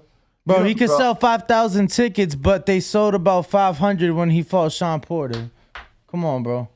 That's Sean Porter. Sean Porter's from the U.S. and he It doesn't fucking matter. You're talking about Ugas selling 5,000. So if he can do that, he would have did it against Sean. Come on. Let me tell you, I was in Dallas, bro. It was nothing but Earl fans. So you're saying that the problem is the boxing fans, that they can't tell that Edgar Berlanga. No, the problem is the Cuban doesn't relate with his fandom or his demographic. That's the problem. But I gotta go. Like 10 million people. Bro. I got another caller on the line. I gotta go. I do apologize. We do have LV Sluggo ready. Looks like we got Tommy in St. Pete, Florida. What's up, Ned? You can hear me? Mm-hmm. Okay. I've been missing a couple of shows, so I mean, if Charlo named Crawford, you know, he just know Crawford a nice skill fighter. That's a good fight. Challenge wise, I mean, everybody just think I'm from the streets. If you 15 pounds heavier than me, I still fight you. It's just how it goes. But you know, if people want to down talk it if they want to. It's boxing. Let somebody take something. But I want to talk about the show you had the other day about, you know, Tank, Shakur, and Haney. So I just want to ask you and Danny something real fast. Are y'all two in agreement that all three of them beat Loma still? I personally am, yes. Okay, what about you, Ned? Yeah, I would probably pick all three of them to beat him, but I think now it won't be easy. Yeah. I think now. I think now, you know, I respect Loma more than I used to, especially after the Kome and Nakatani, which sounds crazy, but like I always thought he wasn't a natural 35-pounder. Then with Tio beating him, that reassured it for me. But then he came back and reassured it for you. Yeah, but then he came back and beat up Nakatani some really, and those are really good, durable 35-pounders. They are. He beat him up bad. They are. My only caveat to that would be before you cut me. Oh, go ahead. Go ahead. Well, yeah, before you cut it, so yeah, I agree with that too. But the last couple of shows I've been listening to but missing, that's the only problem I have with your analysis on those fights. When you talk about them two versus Tank, it's like you don't understand sometimes that styles make fights on how you be saying what'll happen, and you make it seem like they'll do the same thing they do to everybody else. They'll do to Tank, like Tank not better than everybody they done fought before. Tank is better. That's the only thing. Tank is better, but I just feel you say sometimes. I just feel that I'm always gonna go for the boxer. It's not about Tank, it's not about Shakur, it's not about Devin. It's whoever's the boxer, whoever's the puncher. Tank is the puncher. Yes, he can box. Yes, he's told us he can box. You know, his team has told us he can box, but until he has to show it, I ain't seen him box as well as Shakur or Devin. And I would just like to throw. Hold on, really quick, just because I know. Just want to throw out there. I know. Was that you that said you missed a couple shows? Yeah. Yeah. So you know. I listen. I just wasn't able to call in. No, all good. You know, I just wanted to say that Ness actually has said that on a couple shows that it's not. He's like it's bigger than the names. It's just like the styles. That's what he gonna ride with. So. Yeah, like look, I went against my grain. Like anybody knows me, they know I've always been picking a boxer, but I picked Wilder because I believed what he said, not just because he said it, because I've been in the camp so much watching him do it. So it's like when he said they got to be perfect, it's true. The dude is the type of person that could turn your lights out. I just never thought someone could take it, especially not two punches. So let me. Okay, before you cut, let me ask you. Didn't you pick Canelo over Bivol? Yeah, just like everybody in the world. Canelo over Plant. Okay, understandable. Yeah, I picked Canelo over Plant, but I picked Plant to go to decision, which he didn't make it. Yeah, me too. But so with the Crawford and Spence, who you got for styles? I mean, Crawford, he's the boxer. Like, he's the one that the one that shows he's got more tools in the tool basket, you know, or in the tool belt, you know, the tool box. Right. Like, right now, Earl showed me a phenomenal jab in the Mikey fight. You know what, he threw 1,000 jabs in that fight alone. He showed me, you know, that he could come forward, he could beat a bully, you know, and that he's got great defense, but I didn't see him get on his toes. I never seen him change from righty to lefty. You know, I just never seen him box in a traditional sense. Did he outbox Mikey? Absolutely. But if he tried to do that with Crawford, I don't see that working because he didn't. Crawford. He stood on the line with Mikey. He just jab, jab, jab, jab. You stay on the line with Crawford, he gonna create an angle on you. You know what I'm saying? So we'll see. Right. We'll see. All right. Appreciate the call, though. Good show. Yup. Is that the last Patreon? We got LV Slugger. What up?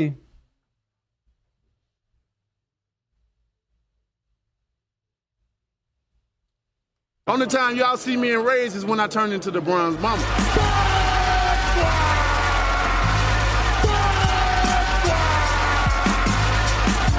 I want a body, and he gonna be the body. The ambulance better be ready. The medical better be ready. The referee better be ready. They better have that towel to be able to throw it in. SDS Promotions. I'll be right. LV Slugger. 2BV. Yeah. What's happening? I hear me. Yeah, what up? Yeah. I want to advise Needle Man to, you know, fight Jermall. I want to advise him to come down.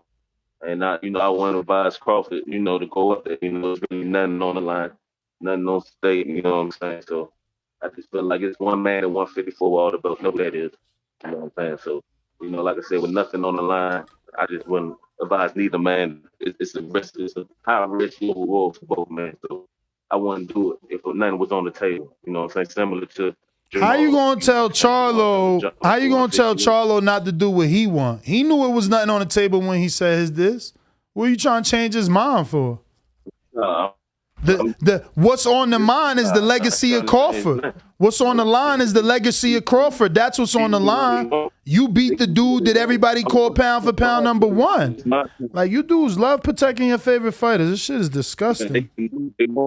Nobody can even hear you with your robotic phone, man. You in a bad service area. We can't hear you, man. Cut his call. We can't hear you, fam. Can't hear you, fam. Can't hear you, fam. Get off those. If you guys are on Bluetooths, stop trying them, man. I get that you're driving and all that shit, but damn, it's only a minute call. Like, you could pull over, get in a slow lane. I don't know. Put the phone. See what I do? I put it in my seatbelt right here, and I just put the shit on speaker. That's what. Right. That way I'm still safe. You calling? We can't hear you. Who you got though, Austin? We got James Benitez.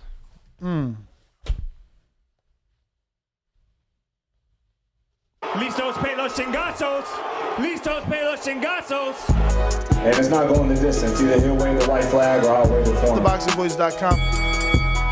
A lot of you live believable lives. It's easy to sit in those seats. It ain't easy to stand up here. Remember that. Matter of fact, when I smacked his brother in this gym right here, he didn't do anything. All he did was stand there like a big fat pussy. In your mind, how does that fight go? With me getting my hand raised. SDS Promotions.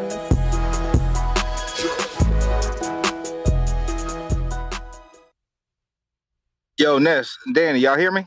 Yep. All right, man. Yo, I saw the topic, man. This heat wave probably fucking up with Jermall's head right now, man. Why is he calling out Charlo? I mean, calling out Crawford, man. I mean, I do got Crawford beating his brother Jermall, and I think the same thing will probably happen if he fought Jermall. It doesn't matter what order. He'll probably beat both of those guys. It's just pretty much embarrassing, man. You know, he was saying he was going to break Benavidez's neck. Had to change the energy. He was saying all this shit about Jacobs back in the day. When they got face to face, he was quiet in the room. You know what I'm saying? The Charlos, they just need to stop calling out niggas altogether. Period. El Terra Planiste, or however you say his name. I mean, I don't know what Cuban fighter been a draw in God knows how long. You know, Rolly, we saw what happened to Rolly. Morrell, he looked like shit the other night. I mean, yeah, Berlanga didn't perform that well. But shit, you know what? I'll even put money up if they make that fight, you know, in the future. I'll take Berlanga over Morrell. Other than that, man, I don't think there's going to be a Cuba fighter that's going to be interesting to actually watch because they are historically boring, and that's still seeming like the same trend. Other than that, man, any caller that says y'all don't know shit about what y'all talking about, that's a damn lie. I think y'all bring out the best boxing news, best talk, and y'all probably some of the most knowledgeable people on YouTube and on the boxing universe. Hey, I'm out, just showing some love. Peace. Appreciate it. Austin, who we got? We got TVV's People's Champ again. Brandon, what up? Yo, what up? Can y'all hear me? We hear you. Ness talking about he's tired of guys protecting their favorite fighter, but he scared shitless of the thought of Boots fighting Thurman. Same division and everything. That ain't no fight. That ain't no fight. You just a fucking a weirdo that wants a handicap match. Man, I'm a weirdo. How's that a handicap match? How the fuck is that a handicap match? Because Thurman got one fight in the last 2 years. He was just off for another 2 years. That's 3. He been fighting at 147 for Man, 30 get this years. dude off. Get this dude off. Yeah, okay. Bye. You corny as hell. Like, you want to just give someone a name on their resume. Let that man get tuned up, just like everybody else. You want a handicap fight. Hold on, Ness. Hold on, because I am a fan of that fight. So what is the tuna for you? After Barrios, like, who would you like to see Thurman fight before? Did you watch the Barrios fight? I did. Did Thurman look back? What do you mean did Thurman look back? Does he look back to the Thurman of old? Does he look back to get in there with Boots? These desperate-ass fans dying for Boots to get a name on his... Oh, you should fight Boots. Oh, Crawford should fight Thurman. You want to give a handicap match. I don't want to see that shit, nor do I want to fucking call it. Nor do I want to build it up. One man ain't fucking ready.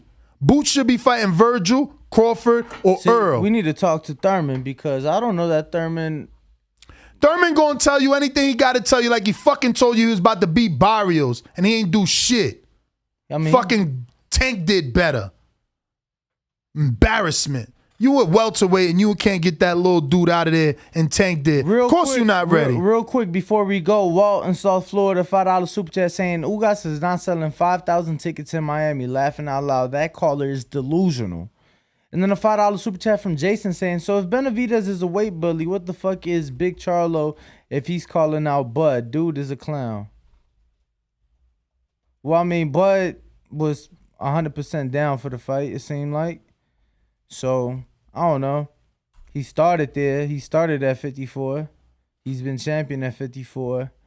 So, it is what it is. I feel like, if anything, Charlo would be more weight drained than he would be a weight bully. Is that everybody? That is. We out. Tomorrow